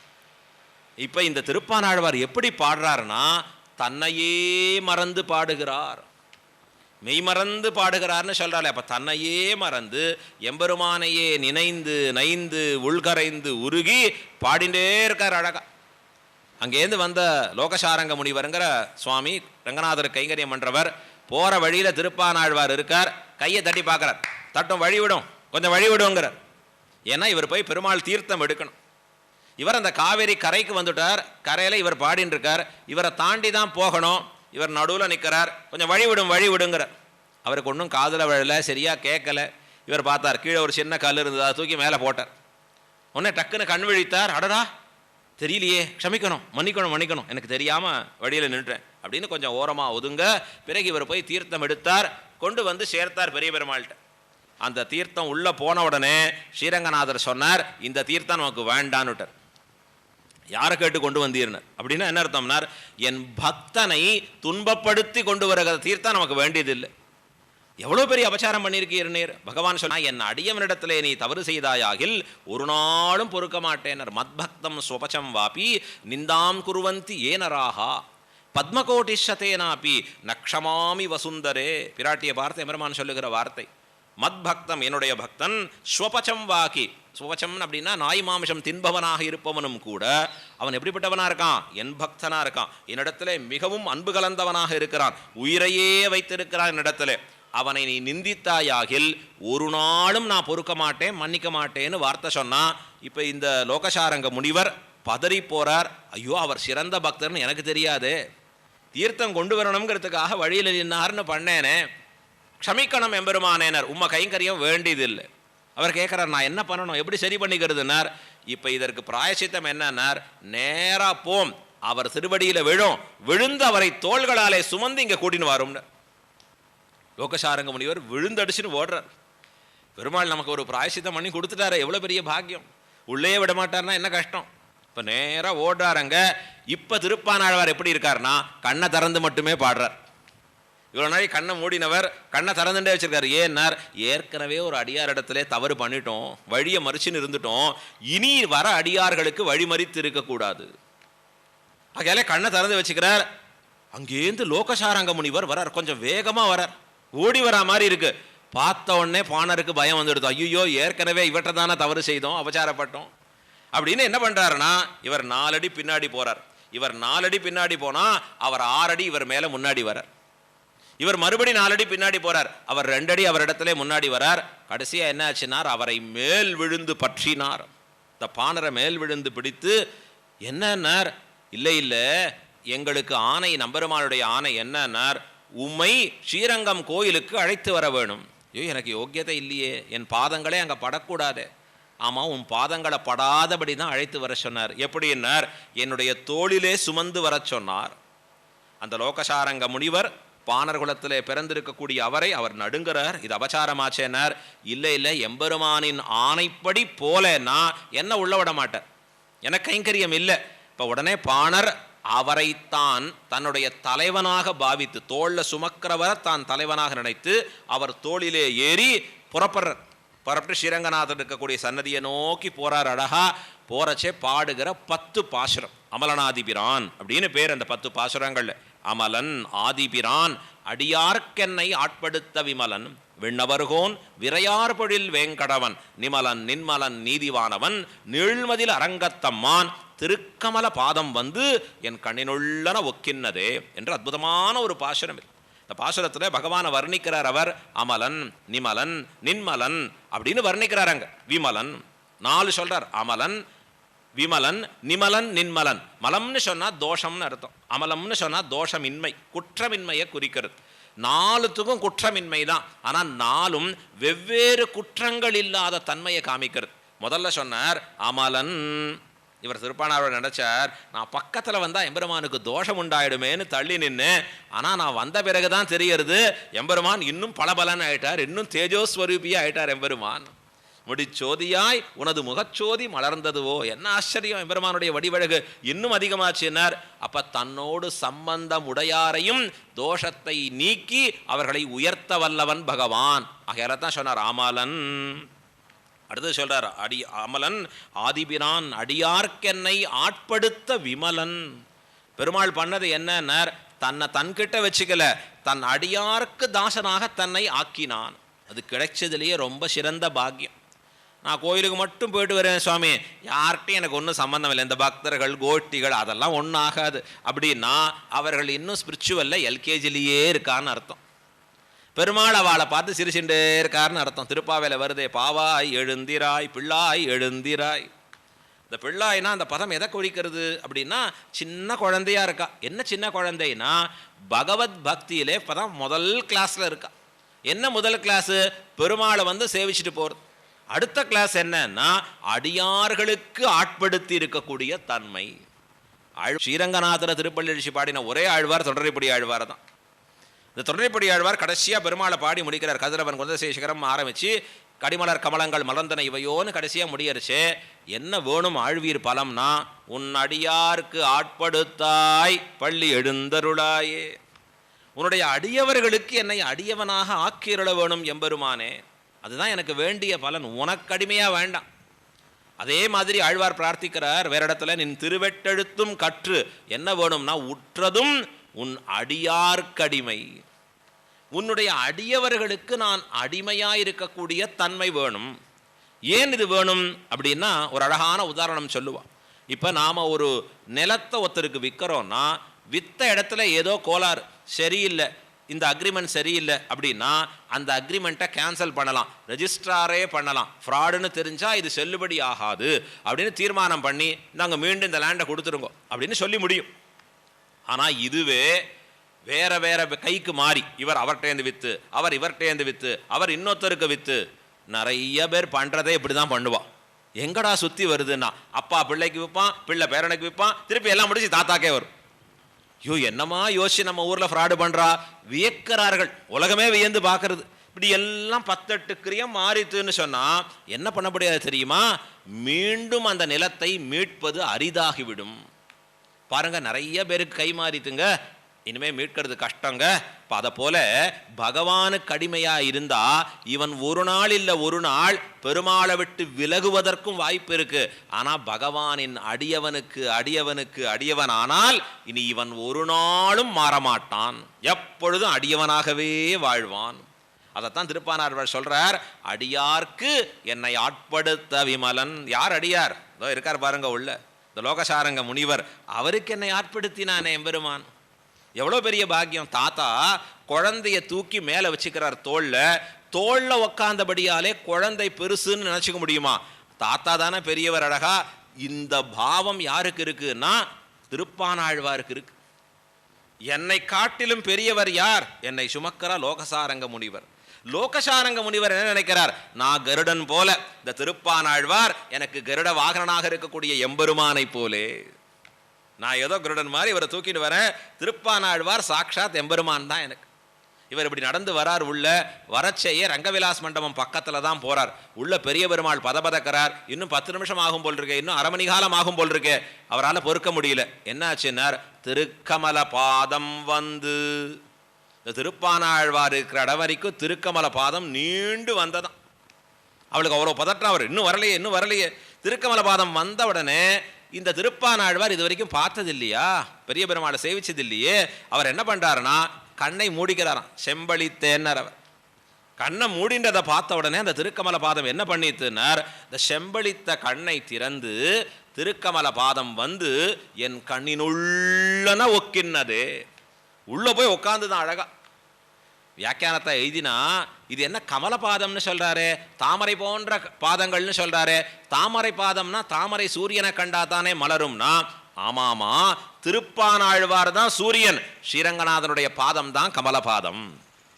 இவரை கண்டா அப்படியே மலர்ந்தது என்று கொண்டாடினார். ஆழ்வார் சொன்னார், நான் உன்னை பெறுவதற்கு இதெல்லாம் தபஸே பண்ணலையே. உலகத்தில் மற்றவாளாவது உன் பக்கத்தில் வரணும்னா டிக்கெட்டாவது வாங்கிட்டு வரணும். இன்னைக்கு எல்லாரும் டிக்கெட் கன்ஃபார்ம் பண்ணுறா, எங்கே ஸ்டே, எங்கே ஃபுட்டு, கடைசியாக முடிஞ்சா பெருமாளை சேவிக்கலான்னு யோசிக்கிறோம். ஆனால் இவர் எதுவுமே பண்ணலையே. ஆழ்வார் யோசிக்கிறார், நான் என்ன பண்ணேன்? ஆழ்வார் தன்னுடைய பாசனத்திலேயே சொல்றார், கோர மாதவம் செய்தனன்கொள் அறியேன் அரங்கத்தம்மான். நான் இதை பண்ணுறதுக்கு ஒரு கடுமையான தபஸே பண்ணினதில்லை, உன்னை பெறணும்னு நான் ஒரு நாளும் நினச்சதில்லை. ஆனால் என்ன பாக்கியம் இன்னைக்கு எனக்கு நீ கிடைக்கிறியே. உடனே பெருமாள் சொல்கிறார், ஆழ்வீர் அந்த வரி மட்டும் உம்மோடது கிடையாது, என்னோடதுன்னு. என்னன்னார், உம்மை பெறுவதற்காக கோர மாதவம் செய்தனன், நான் தான் செய்தேன். என்ன யார் சொல்கிறா? ஸ்ரீரங்கநாதர் சொல்கிறார், உம்மை பெறுவதற்காக நான் தபஸ் பண்ணினேன். தபஸெல்லாம் எங்கே பண்ணணும் அப்படின்னா ஜலத்துக்கு மத்தியத்தில் பண்ணணும், நெருப்புக்கு மத்தியத்தில் பண்ணணும். அதை போல் இங்கே சூழ்ந்திருக்கக்கூடிய காவேரிக்கு நடுவிலே பண்ணுகிறாராம் ஸ்ரீரங்கநாதர். அவரால் ரொம்ப நாழி உட்காந்து நின்று பண்ண முடியாது, அதனால் படுத்துட்டே தபஸ் பண்ணுறார் ஸ்ரீரங்கநாதர். அப்படி படுத்துட்டு இருக்கிறது எதற்காகன்னார், திருப்பானாழ்வாருங்கிற ஒரு ஆழ்வார் கிடைக்கணும். இந்த ஒரு ஆழ்வார் கிடைச்சிட்டா போகிறோம். என்னன்னா உலகுக்கு அவரை கொண்டு உண்மைகளை உணர்த்தலாம். பாருங்கோ எப்படி ஈடுபட்டு இருக்கக்கூடிய அடியார் என்னையே வேண்டி வந்தார், என்னிடத்திலே வந்து சரணம் புகுந்தார் அழகா. இதை போலே நீங்களும் அப்படி ஆகுங்கோள், அந்த ஆழ்வாரின் பாசுரை கொண்டு என்னை அனுபவியுங்கோள். ஆனால் அந்த ஆழ்வாருடைய பாசுரம் நமக்கு புரியும்படியா இல்லை. தமிழ் தான், எல்லாம் எளிமையான தமிழ் தான். நமக்கு ரொம்ப தூரம் தள்ளி போயிட்டோம். தமிழ்னா ஒவ்வொரு ஊரில் ஒவ்வொரு மாதிரி இருக்கு. மெட்ராஸ் அவன் பேசுகிறத பார்த்தா தலையை சுற்றிடும் முழுக்க. இப்போ நமக்கும் தமிழ் புரியாத பொழுது அந்த அர்த்தங்களை சொல்ல வேண்டிய ஆச்சாரியர்கள், அதில் ஆழ்ந்திருக்கக்கூடிய பொருள்களை எல்லாம் வேதங்களை கொண்டு, ஸ்மிருதிகளை கொண்டு, புராணங்களை கொண்டு எடுத்து அற்புதமாக இயம்பக்கூடிய ஆச்சாரியர்கள். ஆகையால தான் எம்பெருமானாருக்கு உண்டான பெருமை என்ன அப்படின்னா, வேதாந்தங்களில் சொல்லப்பட்டிருக்கக்கூடிய கருத்துக்களில் தவறான அர்த்தங்கள் சொல்ல அதை போக்கி ராமானுஜர் நல்ல அர்த்தங்களை, உயர்ந்த அர்த்தங்களை, உண்மையான பொருள்களை நமக்கு எடுத்துரைத்தார். இப்போ ராமானுஜர் இல்லைன்னா அந்த அர்த்தங்களை பெற்றவர் ஆவதில்லை. பெருமாள் முதல்ல திருப்பானாழ்வாரை வரவழைச்சார். அடுத்தது இந்த அர்த்தங்களை காண்பிக்கணும், உலகுக்கு பெருமாளை எப்படி பார்த்துக்கிறதுன்னு காக்கணும். அதுக்காக என்ன பண்ணுறாருன்னா ராமானுஜரை வரவழைத்தார். அவர் எங்கேருந்து வரவழைச்சாருன்னா காஞ்சிபுரத்துலேருந்து வரவழைச்சார். அரையர் சுவாமியை அனுப்பி பாட்டால் அந்த வரதராஜ பெருமாளை மயக்கி, யார் வேணும்னா எங்களுக்கு ராமானுஜர் தான் வேணும். உடனே ராமானுஜரை வரதராஜர்டேந்து வாங்கிட்டு ஸ்ரீரங்க க்ஷேத்திரத்தில் கொண்டு வந்து இருக்க வைக்கிறார். உடையவர்னு பேர் சொல்லுகிறார். அப்போ ராமானுஜர் ஸ்ரீரங்கத்துக்கு எழுந்துருளி ஸ்ரீரங்கநாதருடைய கைங்கரியம் எப்படியெல்லாம் பண்ணணும், எப்படி அந்த எம்பெருமானை நாம் பார்த்து கொள்ள வேண்டும். ராமர் நேரில் இருந்தார் ஒரு மனுஷனா, கூட லக்ஷ்மணன் இருந்தார். ஆனால் இந்த பெருமாள் பேசாத பெருமாள், படுத்துன்றிருக்கிற பெருமாள், இவர் அர்ச்சாவதார ரூபி. அந்த எம்பெருமானிடத்தில் எப்படி பக்தி செலுத்த வேணும், அவரை எப்படி போற்ற வேணும், அவரை எப்படி பாதுகாக்க வேணும், இதை நாம் தெரிஞ்சுக்கணும். நமக்கு யாராவது ஒருத்தர் இதற்கு முன்பு வழிகாட்டி வேணும். அர்ச்சாவதார மூர்த்தியிட்ட எப்படி அன்பு செலுத்த வேணும், எப்படி அவரை பாதுகாக்க வேணும், அவருக்கு நடக்கக்கூடிய கிரமங்களை மாறாத எப்படி பார்க்கணும் அப்படின்னா அதற்கு ராமானுஜர் தான் வழிகாட்டியா. உடையவர் தான் நமக்கு எல்லாவற்றிற்கும் அதற்கு எப்படி நடக்கணுங்கிறதுக்கு உண்டான ஒரு முறைமையை காட்டினவர். ஆகையால தான் இன்றைக்கும் என்ன சொல்கிறோன்னா, ஸ்ரீமன்னு ஸ்ரீரங்கஸ்ரீயம் அனுபத்ரவாம் அனுதினம் சம்வர்தயா. இந்த ஸ்ரீரங்கஸ்ரீன்னு சொல்லக்கூடியதை நாள்தோறும் வாழணும்னு சொல்கிறோம். ஏன்னர் இந்த ஸ்ரீரங்கஸ்ரீயை ஏற்படுத்தியதே ராமானுஜாரிய திவ்யாக்ஞா. ராமானுஜருடைய திவ்ய ஆக்ஞா 1000 வருஷம் கடந்து ஸ்ரீரங்கநாதர் உற்சவம் கொண்டாடுறார். இன்றைக்கி வைகுண்ட ஏகாதசி பார்க்க போகிறோம். இதுக்கு முன்னாடி கார்த்திகை ஏகாதசி பார்த்தாச்சு, முடிச்சாச்சுன்னா அடுத்தது தை உற்சவம், பிரம்மோற்சவம். உற்சவ பிரியர் ரங்கநாதர். அடுத்தடுத்து 12 இருப்பார். யார் இதற்கெல்லாம் மூல காரணம்னா சுவாமி ராமானுஜர் மூல காரணம். ஒவ்வொரு உற்சவத்தையும் எந்த கிரமத்தில் பண்ணணும், ஸ்ரீரங்கநாதனுக்கு காலை பொழுதுல என்ன தளிகை பண்ணணும், என்ன உணவு கொடுக்கணும், எந்த வேளையில் கொடுக்கணும், எவ்வளவு கொடுக்கணும், எப்படி கொடுக்க வேண்டும், அவன் முன்பு எப்படி நடக்க வேணும், எல்லாவற்றையும் வகுத்த பெருமை சுவாமி ராமானுஜருக்கு. ஆகையால தான் அவருடைய பேரை சொல்கிறோம். அவருடைய வாழிதிருநாம தென்னரங்கர் செல்லமுத்தும் திருத்தி வைத்தான் வாழியே. தென் அரங்கர் செல்வம். எது தென்னரங்கர் செல்வம்? ஸ்ரீரங்கநாதனுடைய கைங்கரியங்கள் குறைவர நடப்பது தான் தென்னரங்கர் செல்வம். அதை முற்றும் யார் திருத்தி வைத்தார்னா ராமானுஜர் திருத்தி வைத்தார். அவர் எங்கே இருப்பார்னா முழுவதும் கோயில்லையே தான் குடிக்கொண்டிருப்பார். ஸ்ரீரங்கநாதருக்கு ஒன்னொன்று சரியாக நடக்கிறதா, கோஷாலையிலேருந்து பால் வருதா, அங்கே தளிகைக்கு வேண்டிய சாமான்கள்லாம் வந்து இறங்கிடுதா, நெய் வந்தாச்சா, தளிகை பண்ணுறவர் வந்தாச்சா, திருவாரணத்துக்கு உண்டான டைம் ஆரம்பிச்சாச்சா, இந்த மணியக்காரர் கரெக்டாக இருக்காரா, இப்படியே பார்த்துட்டு இருப்பார் சுவாமி ராமானுஜர். அதிகாலை பொழுதுல தொடங்கினார்னா ராத்திரி வரைக்கும் ஸ்ரீரங்கநாதரை தன் குழந்தை போல பார்த்துக்கிறவர் ராமானுஜர். அதான் சொல்றார் அமுதனார், பொன் அரங்கமென்னில் மயலே பெருகும் இராமானுஷன். பொன் அரங்கம்னு சொல்லிட்டா போறோம், அப்படியே மயங்கி விழுவனா சுவாமி ராமானுஜர். தெரிவிச்சார் அழகா, ஸ்ரீ ரங்கநாத மமநாத நமோஸ்துதே. ஹே ரங்கநாதா, உலகுக்கு நாதன் இல்லை, நீ எனக்கு நாதன். ஸ்ரீரங்கநாதன் அப்படியே பார்த்துட்டே இருப்பார் ராமானுஜர். அவர் நியமிச்சிருக்கிற சிஷ்யர்கள் முதலியாண்டான்னு பேரு, இன்னும் பற்பல சிஷ்யர்கள் இருக்கா, கருடவாகன பண்டிதர்னு பேரு. ஒவ்வொருத்தருக்கும் ஒரு டிபார்ட்மெண்ட் கொடுத்துருக்கார். முதலியாண்டான் கோயில் நிர்வாகம் முழுக்க பார்க்கணும். அதற்கு மேலே கருடவாகன பண்டிதர் அப்படின்னு சொல்லக்கூடியவர் கஷாயம் காய்ச்சி பெருமாளுக்கு அப்பப்போ சமர்ப்பிக்கணும். இன்னும் பெருமாளுக்கு வேண்டி இருக்கக்கூடிய வைத்திய முறைகளை பற்றி எல்லாம் பண்ணி வைக்க வேணும். திருப்பி மடப்பள்ளிக்கு இருக்கக்கூடிய ஒரு சுவாமி இருப்பார், அவரை பார்த்து அந்த கைங்கரியங்களை நியமிச்சிருப்பார். வேதம் ஓதுவதற்குன்னு சில சுவாமிகள். இப்படி ஒன்னொன்னா பகுத்து கொடுத்து ஒன்னொன்னையும் தான் வந்து மேற்பார்வை பார்ப்பார் சுவாமி ராமானுஜர். இந்த மடப்பள்ளி கைங்கரியெல்லாம் முடிச்சுட்டு பெருமாளுக்கு தளிகை பண்ணுறதெல்லாம் முடிச்சுட்டு ராத்திரி போகிறாளே, இந்த போகிறவர்களை முதுகில் தட்டி கொடுப்பார் ராமானுஜர். நல்லா பண்ணப்பா, நீ இன்னைக்கு ரொம்ப நன்னா பண்ண, பெருமாள் ஒன்னால் வயிறு நிரம்பித்த எம்பெருமானுக்கு நல்ல விஷயம், நாளைக்கும் இப்படியே பண்ணு, இப்படி சொல்லி கொடுப்பார் ஒவ்வொன்றுலேயும். அதை போல் ஒரு நாள் கோயிலில் பெருமாள் தளிகை அமுது செய்வதற்கு முன்பு சேவிப்பார்.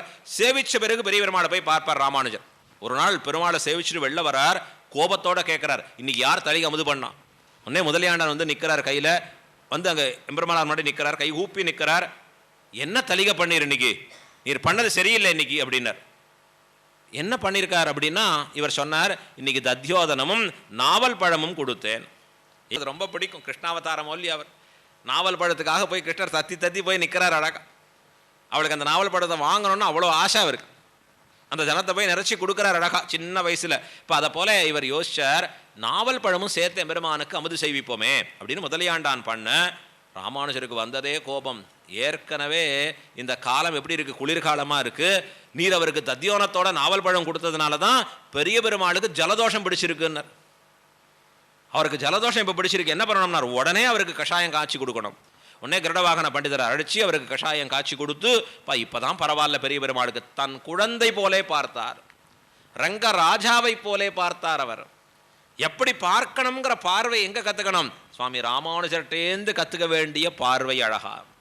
அப்படி உயர்ந்து சுவாமி ராமானுஜர் தான் செய்த பல கைங்கரியங்கள் நமக்காக நல்ல அறிவை புகுத்தக்கூடிய பற்பல அர்த்த விசேஷங்களை அருளியிருக்கார். அவர் 9 நூல்கள் அருளியிருக்கார். ஸ்ரீபாஷ்யம், வேதாந்த சாரம், வேதாந்த தீபம், வேதார்த்த சங்கிரகம், கீதா பாஷ்யம், நித்தியம் என்று சொல்லக்கூடிய ஒரு கிரந்தம், கத்தியத்ரயம் என்று 3 கிரந்தங்கள். இப்படி பல கிரந்தங்களை நமக்கு நவவித கிரந்தங்களை அருளிய பெருமை சுவாமி ராமானுஜருக்கு.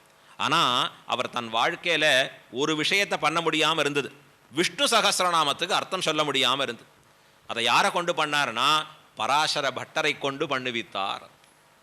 எத்தனையோ பேர் அந்த சபையில் இருப்பானாம்.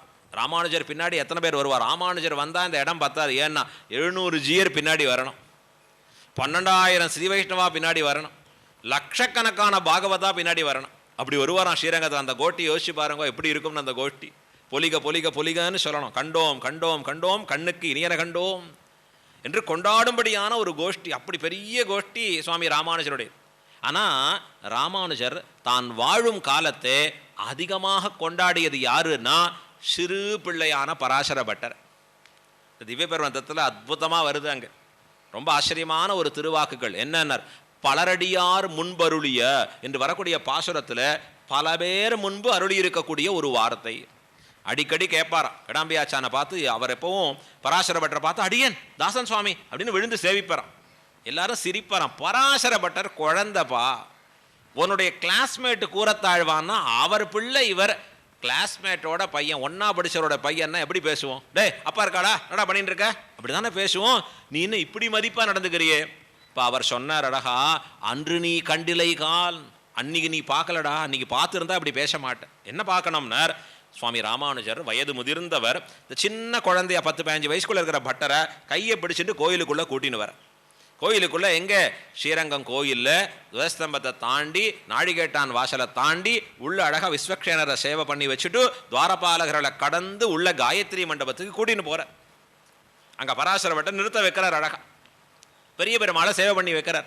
பண்ணி முடிச்சுட்டு அந்த காயத்ரி மண்டபத்தில் எல்லா அடியார்களும் கூடி இருக்கிறச்சே பட்டரை பார்த்து ஒன்று சொல்கிறார், நீர் பரமோதநாதனை பற்றி ஒரு 4 வார்த்தை சொல்லுமே, ஏதான ஒரு வார்த்தை சொல்லும் எல்லாரும் கேட்கட்டுமே அப்படின்னு வார்த்தை சொல்ல உடனே பராசர பட்டர் பேச ஆரம்பிக்கிறார். இப்போ பேச ஆரம்பிக்கிறச்சே பரமபதநாதன் ஒரே வரியில் சொல்கிறேன் அவரை பற்றி. என்னன்னார், பிரம்புக்கு பயந்த தத்துவம். எல்லாருக்கும் ஒரே ஷாக்கு. பரமபதநாதன்னா ஏதோ கொண்டாட போகிறார், எவ்வளோ உயர்த்தியாக சொல்ல போகிறாருன்னா இவர் என்ன சொன்னார், பிரம்புக்கு பயந்த தத்துவம். பிரம்புன்னா ஒரு குச்சி. அந்த காலத்தில் வாத்தியார்கள்லாம் கையில் குச்சியை வச்சுட்டு இருப்பான்னு அர்த்தம். இன்றைக்கி வச்சா அவர் உள்ளே போக வேண்டியதான். ஆக்ட் மாறி போயிடுத்து இன்னைக்கு இல்லையா. இப்போ அந்த காலத்தில் ஒரு பிரம்பு வச்சுருப்பான். நாங்கள்லாம் சின்ன வயசில் திவ்யபிரபந்தம் கற்றுக்கரைச்சே பிரம்பை வச்சு தான், அதுவும் அடியெல்லாம் இப்படி விழாது, இப்படி வச்சுக்கோம்பார். அவளுக்கு தெரியும் எப்படி போட்டால் இவன் ஒழுங்காக சொல்லுவான். இப்படி தான் கையை வச்சுக்கணும். அந்த பிரம்பை வச்சு ஒரு போடுவான். அடுத்த நாள்லேருந்து தப்பு வரும். பல்லாண்டு எங்கே சொல்கிறேன், பல்லாயிரத்தாண்டு கரெக்டாக வரும் அந்த இடத்துல. அப்படி கற்றுக் கொடுப்பா சொல்லி கொடுக்கறச்சே. இந்த பரமதநாதன் எப்படிப்பட்டவர்னா இந்த குழந்தைகளை போல பிரம்புக்கு பயந்த தத்துவம். புரியலையே அது என்ன பிரம்புக்கு பயந்த தத்துவம். அழகா சொல்றார், தொதிய புக்தோஜித சேஷபோஜினா. அவர் எப்படிப்பட்டவராக இருக்கார், எம்பெருமானுக்கு அடியவரானவர். பெருமாள் என்ன அமுது செய்கிறாரோ அந்த சேன முதலியாருக்கு வரணுமா. பெருமாள் பரமதநாதர் எடுத்துக்கிறதெல்லாம் சேன முதலியாருக்கு வரணும். சேன முதலியார் பெரியவராக இருக்கக்கூடியவர், எல்லா நிர்வாகத்தையும் பண்ணக்கூடியவர்.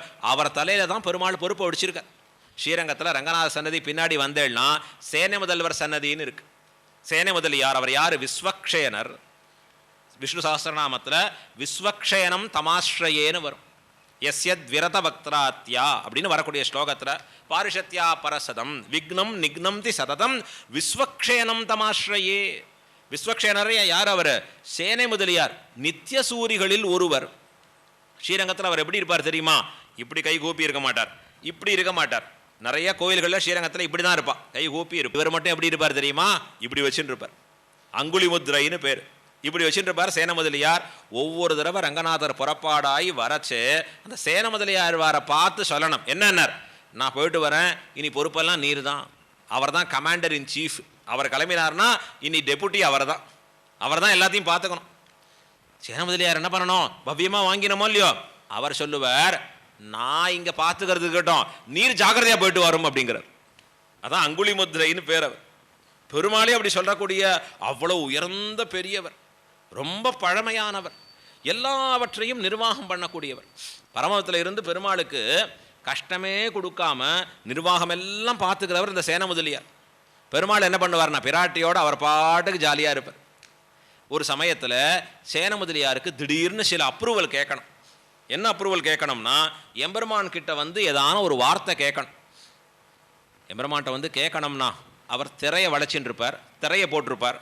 அப்போ உள்ளே போக முடியுமான்னா இவருக்கு மட்டும் பர்மிஷன், திரையை தாண்டி உள்ளே போகலாம். தாண்டி உள்ளே போனார்னா இவர் கையில் ஒரு பரம்பு வச்சுருப்பார், பெரிய சட்டையை போட்டுருப்பார், பெரிய தாடியோட கூடியவராக இருப்பார், ரொம்ப வயது முதிர்ந்தவராக இருப்பார். இந்த பெரம்போட போய் இப்படி பெருமாள் மணி இப்படி நின்னார்னு வச்சுக்கோங்க, அங்கே இருக்கிற பிராட்டிமாரெலாம் கீழே இறங்கி ஓடி போடுவா. ஐயோ பெரியவர் வந்திருக்கார், நாம் அவர் முன்னாடி நிற்கிறதா? ஓரமாக போய் மறைஞ்சு பாடும். இந்த பெருமாளுக்கு எழுந்துக்கவும் முடியாது, போகவும் முடியாது. இவரடாது வேலை கட்ட வேலையில் வந்து நிற்கிறார் இவர். பெருமாள் அப்படி குனிஞ்சு பார்த்துட்டு இருப்பார். அங்கே சேன முதலியாருடைய எதை பார்ப்பார்னா அவர் பெரம்பையே பார்ப்பாராம். இந்த கையில் அப்படி பரம்பை வச்சு நின்றுப்பாராம். அப்போ சேன முதலியார் சொல்லுவார், இந்த உலகத்தில் இந்த பிரம்மாவினுடைய ஆயுஷ் முடிஞ்சுது, அதற்கு பதிலாக இன்ன பிரம்மாவை நியமிக்க வேணும். இந்த இடத்துல இந்த சிவனின் ஆயுஷ் முடிஞ்சது, அடுத்தது அதற்கு பதிலாக இந்த சிவனை நியமிக்க வேணும். இந்த இந்திர பதவி முடிஞ்சது, அதற்கு பதிலாக இந்த இந்திரனை நியமிக்க வேணும். இப்படின்னு விஷயங்களை மாத்திரம் பெருமாள்கிட்ட ஃபைனல் அப்ரூவல் இவரே பண்ணிட்டு போயிடலாம். பிரம்மா, சிவன், இந்திரன் மற்றும் உண்டான தேவதைகள் எல்லாம் ஒரு படைப்பு. பாகவதம் படித்தா நமக்கு தெரியும். ஒரு பிரம்மா பகவானுடைய அழகான இந்த கண்ணுக்குட்டியும் மற்ற குழந்தைகள்லாம் பறித்து வைக்கிறான், மறைச்சி வைக்கிறான். பெருமாள் பார்த்தார், பிரம்மா என்கிட்டயே வா அப்படின்னு சொல்லி இவர் புதுசாக சிருஷ்டி பண்ணுறார். எம்பெருமான் என்ன பண்ணுறார் சிருஷ்டின்னா, பிரம்மாவுக்கே புரியாதபடி அந்த பசங்க மீண்டும் இருக்கா. இப்போ பிரம்மா வந்து கேட்குறான், எப்படி இப்படி வந்ததுன்னார். அவர் என்ன பண்ணுறாருன்னா, மற்ற லோகங்களுக்கு உண்டான அண்டங்களுக்கு உண்டான பிரம்மாவை வர வைக்கிறார். அப்போ தான் பிரம்மாவுக்கு புரியுறது, பல்லாயிரம் பிரம்மாக்களில் நானும் ஒரு ஆள் தான், சாதாரண ஒத்தந்தானா அப்படின்னு அமைதி அடைகிறார் பிரம்மா. அப்படின்னா அடக்கம் அடைகிறார். அகங்காரம் இருந்தது கழிஞ்சதுன்னு தெரியுது. இப்படி பல பிரம்மாக்களை பலவற்றை பல பேருக்கு பல பதவிகளை கொடுக்கறச்சே கடைசி ஒரு வார்த்தை பெருமாள்கிட்ட போய் கேட்டுப்போம். அவர் கொஞ்சம் ஓகேன்னு ஒரு வார்த்தை சொல்லட்டும், அதுக்காக போய் நிற்பார். பெருமாள் என்ன பண்ணுவார்னா அவரையே பார்க்க மாட்டார், இந்த பெரம்பையே பார்த்து கடைசியாக ஒரு வார்த்தை சொல்லுவார். ஐயர் எப்படி சொல்லுகிறீரோ அப்படியே ஒக்கும், பெரியவர் நீர் என்ன சொல்கிறீரோ அவ்வளோதான் சுவாமி, நீர் என்ன பண்ணுறீரோ அதுதான், அப்படியே அப்படியே. அப்படின்னா என்ன அர்த்தம்னார் பட்டர் சொல்கிறார், அந்த பிரம்புக்கு அடங்கின தத்துவம் அந்த பரமபதநாதர். இப்படி சொன்ன உடனே பராசர பட்டரை ஆலிங்கனம் பண்ணிட்டாராம் சுவாமி ராமானுஜர். கொண்டாடினாராம், என்ன அற்புதம் என்ன அற்புதம், என்ன ஆச்சரியமாக விளக்கி சொல்லுகிறார் அப்படின்னு கொண்டாடி சொல்லி அங்கே ஊரில் இருக்கக்கூடிய அடியார்கள் எல்லாரும். அப்படின்னா அந்த சமயத்தில் காயத்ரி மண்டபத்துக்குள்ளே குழுமி இருந்த அடியார்களை பார்த்து ஒரு வார்த்தை சொல்கிறார் சுவாமி ராமானுஜர், நம்மை போல் இவரை பார்த்திரும், நாம் வேறு இல்லை, ராமானுஜர் ஆகிற நாம் வேறு இல்லை, இது குரத்தாழ்வானின் குமாரராக இருக்கக்கூடிய இந்த பராசர பட்டர் வேறல்லர், இருவரையும் ஒருவராக பாவித்திருங்கோள். அதைத்தான் சொன்னாராம் கிடாம்பியாச்சான். அன்று நீ கண்டிலைகான், அன்னைக்கு பார்க்கலப்பா, நீ பார்த்துருந்தா அந்த வைபவம் தெரிஞ்சிருக்கும். நான் பட்டரை பார்க்கறச்சே குழந்தையாவா பார்க்கிறேன், இல்லை எம்பெருமானாராகவே பார்க்கிறேன், சுவாமி ராமானுஜராகவே நான் பார்த்து நிற்கிறேன் அப்படின்னு அந்த பராசர பட்டரை கொண்டாடும்படியாக இருந்தார். இந்த பராசர பட்டர் ஸ்ரீரங்கநாதனுக்கு எப்படின்னா எல்லாம் பட்டர் தான். பட்டர் திருவாக்கால ஒரு ஸ்லோகம் வாங்கினோம்னா ஸ்ரீரங்கநாதன் என்னவும் பண்ணுவோம். அவனுக்கு ஸ்தவப்பிரியான்னு பேர். ஸ்ரீரங்கத்தில் கைலியை கட்டிக்கிற ஒரு சமயம், திருமஞ்சன சமயத்தில் ஈரவாடைன்னு பேர். நமக்கெல்லாம் ஈரவாடையில் தீர்த்தம் கொடுப்பா அழகாக. ஸ்ரீரங்கத்தில் ஈர ஆடை, அதான் ஈரவாடைன்னு சொல்கிறது. அதில் திருமஞ்ச தீர்த்தத்தை பிழிஞ்சு கொடுப்பா, சுற்றி ஜலமாக இருக்கும். ஸ்ரீரங்கநாதர் அந்த ஜலத்தில் வெயிட் பண்ணிட்டு இருப்பார். ஏன்னார், பராசர பட்டர் நம்ம பற்றி ஒரு கட்டியம் சொல்லட்டுமே, அதற்கு திருமஞ்சன கட்டியங்கள்னு பேர். நீர் எப்படி அழகாக இருக்கீர்னு பராசர பட்டர் வர்ணிப்பர் ஸ்லோகங்களால். அதை கேட்பதிலே ஸ்ரீரங்கநாதனுக்கு ஆசை. ஈரத்தில் இருந்தாலும் பரவாயில்ல சொல்லுங்கோ. நீங்களாம் எப்படி மெய் மறந்து கேட்குறாளோ அப்படி கேட்பாராம் ஸ்ரீரங்கநாத். ஆனந்தமாக கேட்பாராம் ஸ்ரீரங்கநாதர் கேட்கறச்சே. அந்த பராசர பட்டர் தான் கைஷீக புராணத்திற்கு அற்புதமான வியாக்கியானம்.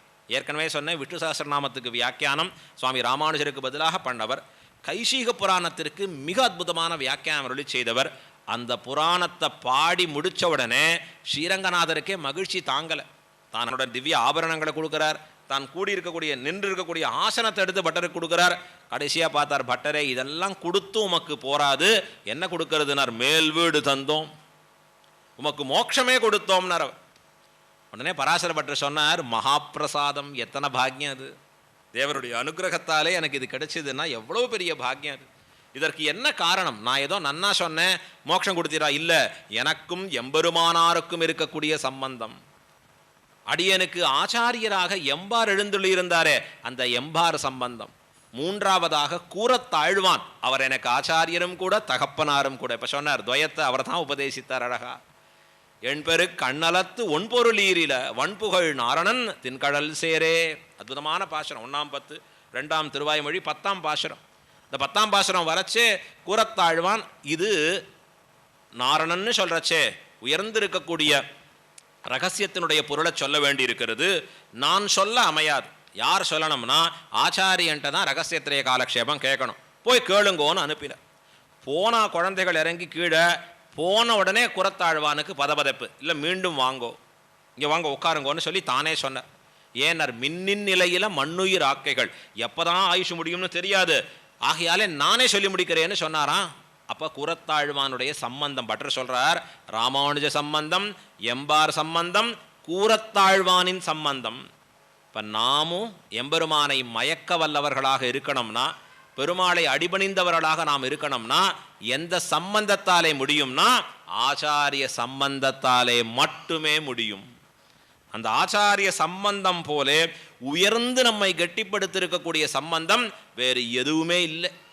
அதில் தான் ஆச்சாரியர்கள் ஒவ்வொருவரும் பரமவதிக்கரிச்சே எல்லா மகாஜானிகள், கூறத்தாழ்வானோ பராசர பட்டரோ பிள்ளலோகாச்சாரியரோ அதற்கு முன்பு வாழ்ந்திருக்கக்கூடிய முதலியாண்டான் மற்றும் உண்டானவர்களோ ஞானத்தில் ஒரு குறை அற்றவர்கள், எல்லாம் தெரிஞ்சவா. ஆனால் அவள் கடைசி காலத்தில் என்ன சொன்னா தெரியுமா, எம்பெருமானார் திருவடிகளே தஞ்சம். ராமானுஜர் திருவடி தான்ப்பா, நாம் உய்ய வேண்டும் என்றால் உடையவர் திருவடி மட்டுமே.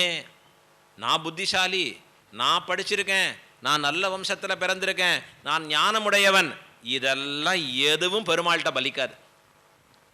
ஆச்சாரிய சம்பந்தம் மட்டுமே பலிக்கும். ஆகையால தான் கடைசி காலத்தில் பராசர பட்டர் இந்த 3 ஆச்சாரியர்களின் சம்பந்தத்தாலே நீ எனக்கு மோட்சத்தை அருளினாய் அப்படிங்கிற வார்த்தையை சொல்கிறார். இப்போ நமக்கும் எது உய்வுக்கு உண்டான வழி என்றால் உடையவர் திருவடி. இந்த உடையவர் திருவடி எப்போ நம்ம கிடைக்கிறது, கோயிலுக்கு போனால் தலையில் வைக்கிறாளே அதுதானே, நான் இல்லை.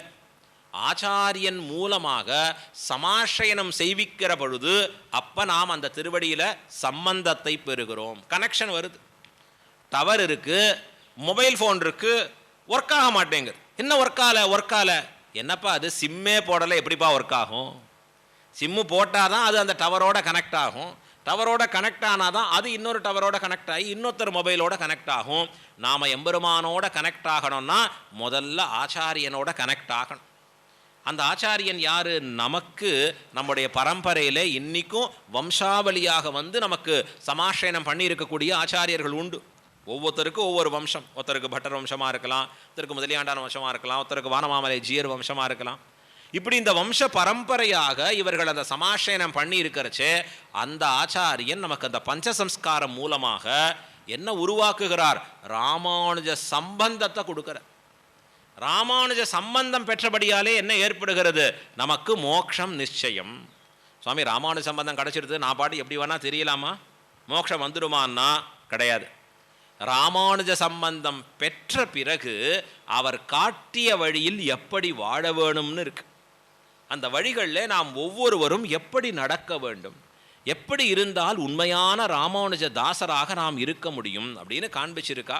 அவ்வழியிலே நம்மை ஆட்படுத்தி கொள்ளுகிற பொழுது எத்தனையோ கிரந்தங்கள், மும்முக்ஷுப்படி முதலான கிரந்தங்கள், அது ரொம்ப ஆச்சரியம். இங்கேருந்து உங்கள் ஊர்லேருந்து ஸ்ரீரங்கத்திற்கு விடாத வந்து கேட்பா அழகா. நம்ம கடைசிருக்கிற ஒரு பெரிய பாக்கியம் அப்படின்னு கொண்டாட வேணும். இங்கே இருக்கக்கூடிய ஒவ்வொருவரையும் பார்க்கறச்சே அது ஆனந்தகரமாக இருக்கிறது. ரொம்ப ஸ்ரத்தையோட விடாத ஒரு அற்புதமான ஒரு கோஷ்டி. வெள்ளிக்கிழமைனா அங்கே ஸ்ரீரங்கத்தில் இருப்பாள். சனி ஞாயிறுனா பூர்த்தியாக அதை அனுபவித்து கொண்டு வயசு முடியல, கஷ்டமாக இருந்தால் சீனியர் ஆனாலும் கூட பரவாயில்ல வந்துடுறோம் அப்படிங்கிற ஒரு உற்சாகத்தோட கூடியவர்களாக வந்து கேட்கிற பொழுது அது எம்பெருமானுக்கு நம்மை பிரியமுடையவனாக மாற்றுகிறது. எவ்வளோ பெரிய பாக்கியம் பாருங்கோ.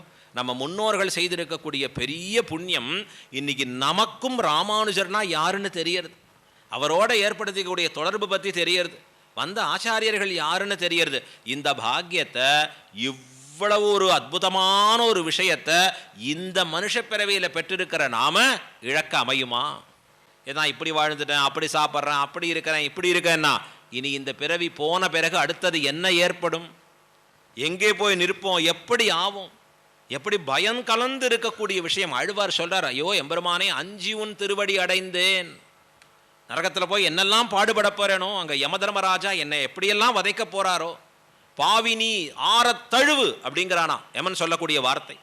எப்படி இருக்குன்னா, அங்கே போய் பெண்ணை ஆசைப்பட்டையோ இல்லையோ பெண்கள்கிட்ட, இங்கே பார் இந்த பாவை ஒரு அப்படியே தக தக தகன்னு ஜொலிக்கிறது அப்படின்னார். முழுக்க இரும்பு காய்ச்சி இருக்கக்கூடிய பாவை, இரும்பில் அப்படியே நெருப்பு பொங்கிறது, அதை போய் தழுவுன்னு சொல்லி அவன் கொடுப்பானான். அப்போ நரகத்திலே புகாவண்ணம் நம்மை காக்க வேணும் என்றால் அது ஆச்சாரிய சம்பந்தத்தாலே. அந்த ஆச்சாரிய சம்பந்தம் நமக்கு வழி வழியாக வந்திருக்கக்கூடிய பாக்கியம்.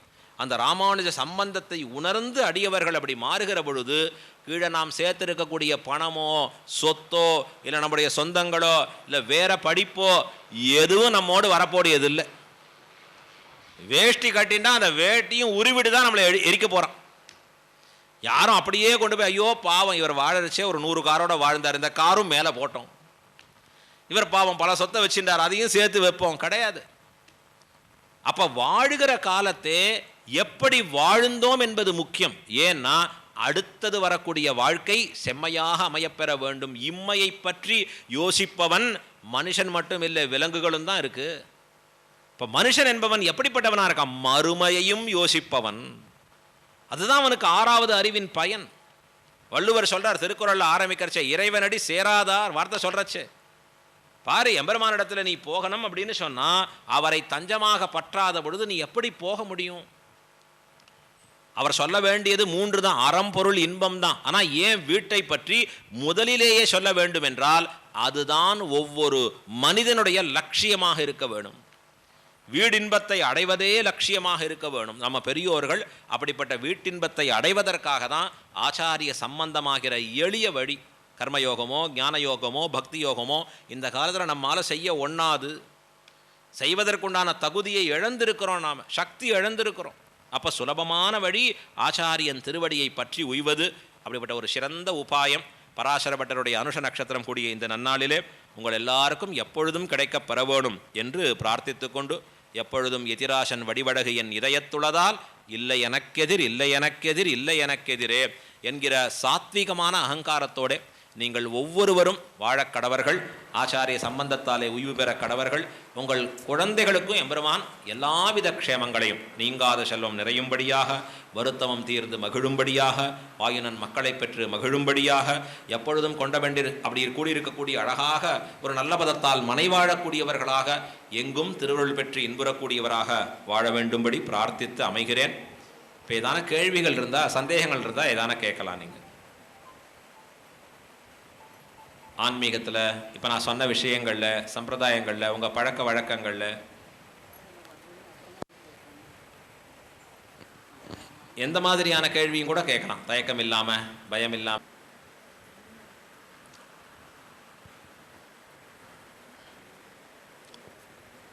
சமாஷனம் பண்ணிக்கிறத பற்றி ஏன் எதற்கு தயக்கம் சிரமம்,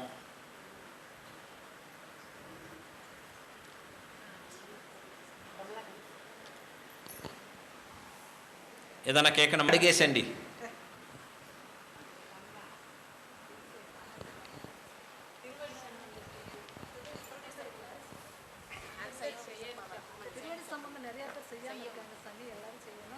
திருவடி சம்பந்தம் நிறைய பேர் செய்யாமல் இருக்காங்க. செஞ்சா என்னெல்லாம் கடைபிடிக்கணும் அப்படிங்கிறது அது தெரிஞ்சுதானே நாங்கள் பண்ணாமே இருக்கோம் அப்படின்னு புத்திசாலிகளாக அவர்கள் இருக்கிறார்கள். தெரிஞ்சா நாங்கள் கடைபிடிக்கணுமே, கடைபிடிச்சா நாங்கள் அதை விட முடியாது அப்படின்னு தோன்றுகிறது. ஆனால் நல்லா யோசிச்சுக்கோங்க, உங்கள் வீட்டு பக்கத்தில் இருக்கிற ஒரு ஸ்கூல் இருக்குது, ரொம்ப அற்புதமான ஸ்கூலு. என்ன கொஞ்சம் கட்டடத்தில் மேலே 2-3 வைக்கக்கூடிய ஓடுகள் மட்டும் காணா போயிருக்கும்.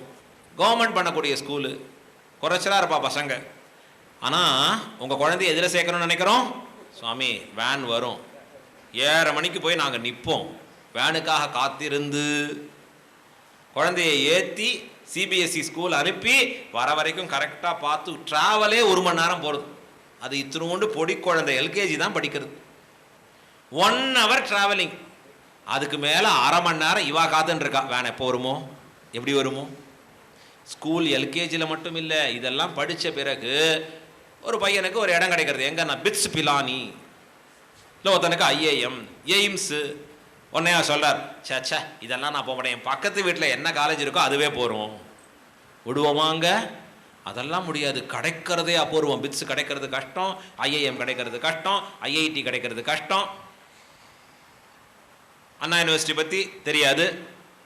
ஒவ்வொரு விஷயங்களும் கிடைக்கிறது கஷ்டம்னு சொல்லும்படியாக இருப்போம். ஏன்னா ரொம்ப ரேரஸ்டான விஷயம். இப்போ என்ன பண்ணுறோம்?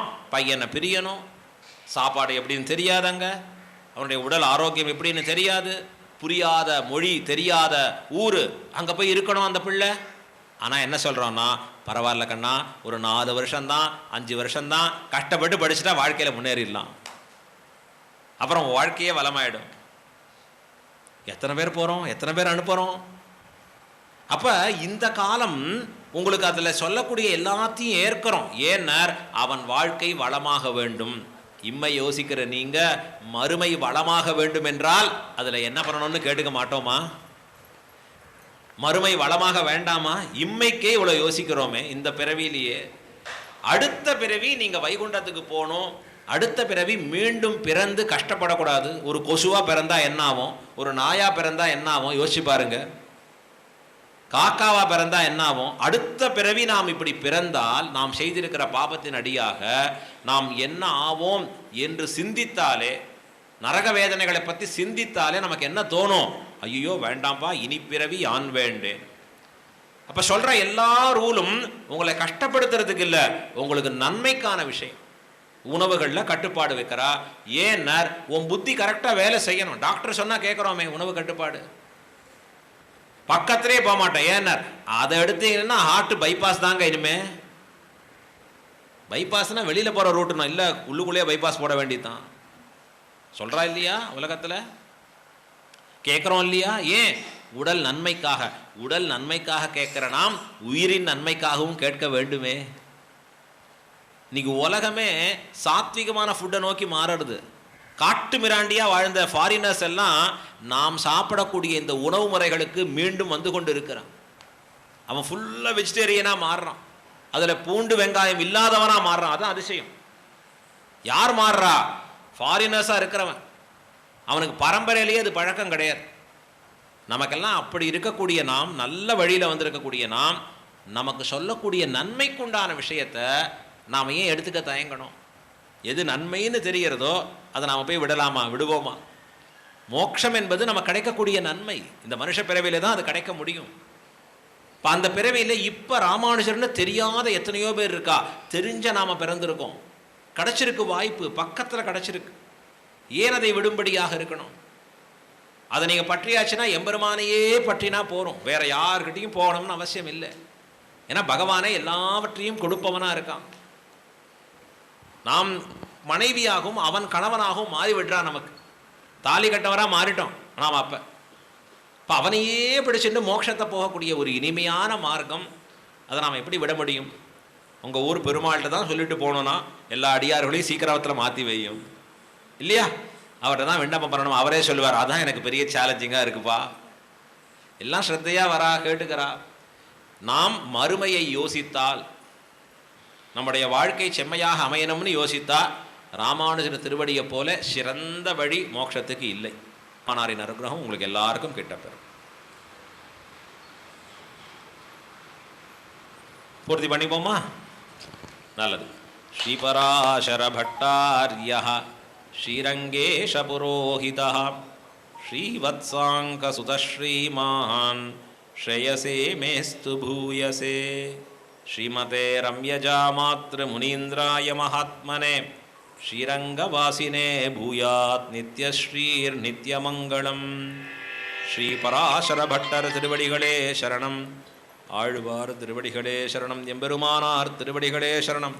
ஜீயர் திருவடிகளே சரணம்.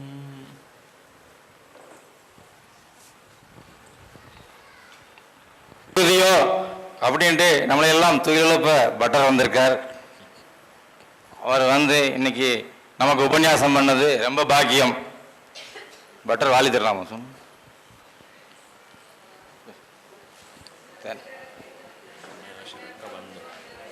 தென்னரங்கர் மைந்தனன சிறக்க வந்தோன் வாழியே திருநெடுந்தாண்டக பொருளை செப்புமவன் வாழியே மன்னதிரு கூறனார் வளமுறை போன் வாழியே வைகாசியருடத்தில் வந்துதித்தான் வாழியே பன்னுகலை நால்வேதத் பயந்தெறிவோன் வாழியே பராசரணாம் சீர்பட்டர் பாருலகில் வாழியே.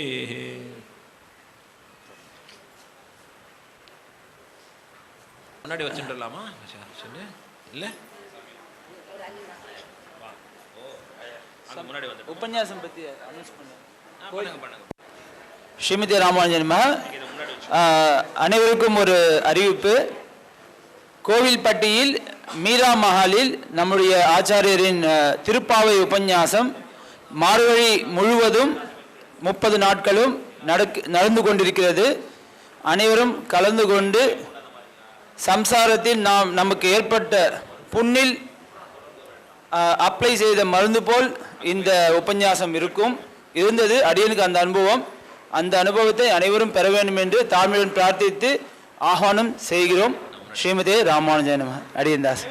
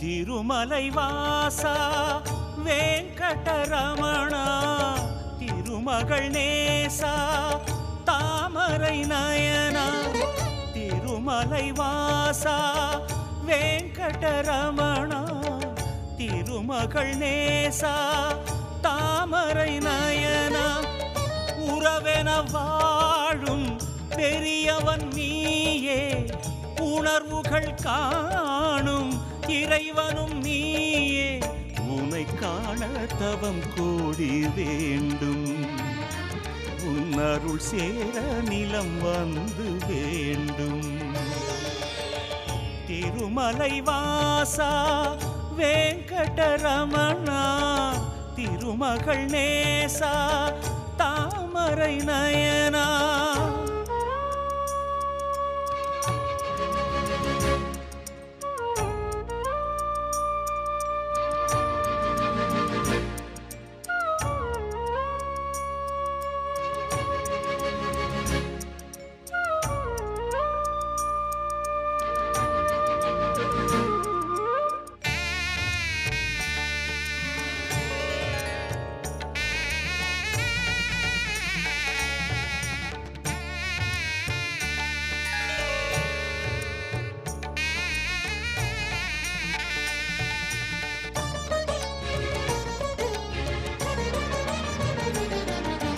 பல கோடி இதயங்களில் உந்தன் புகழாட்சி புரிகின்றதே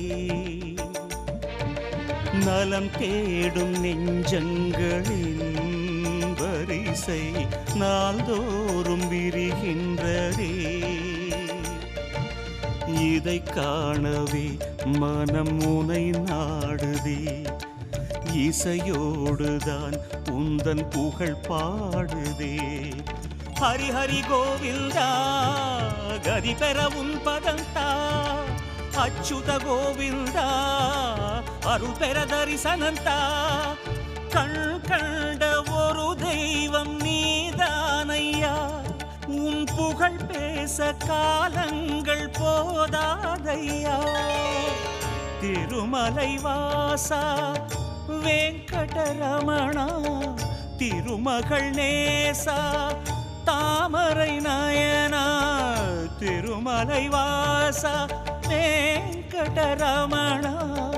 திருமகள் நேசா தாமரை நயனா.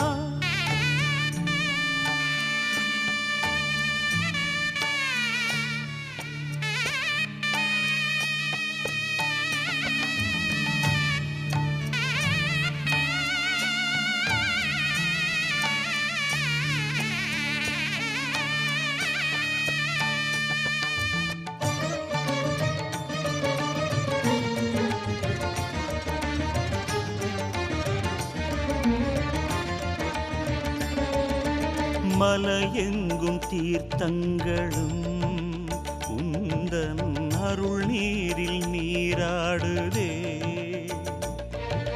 மலை வீசும் பூந்தென்றலும் உந்தன் பேர் சொல்லி சீர்பாடுதே. ஏழாகிய மலை உனை வேண்டுதே. எங்கெங்கிலும் உன் ஊரு தோன்றுதே. ஹரி ஹரி கோவிந்தா சொல்லி அடைந்தேன் பரவசமே. ஆனந்தமே மனமே அது இல்லை என் வசமே. உனை காணும் வரை நெஞ்சம் சோராதையா. உனை கண்டாலும் என் நாவல் மாறாதையா. திருமலை வாசா வெங்கடரமணா. திருமகள் நேசா தாமரை நயனா. திருமலை வாசா வெங்கடரமணா. திருமகள் நேசா தாமரை நயனா. உறவென வாழும் பெரியவன் நீயே. உணர்வுகள் காணும் இறைவனும் நீ.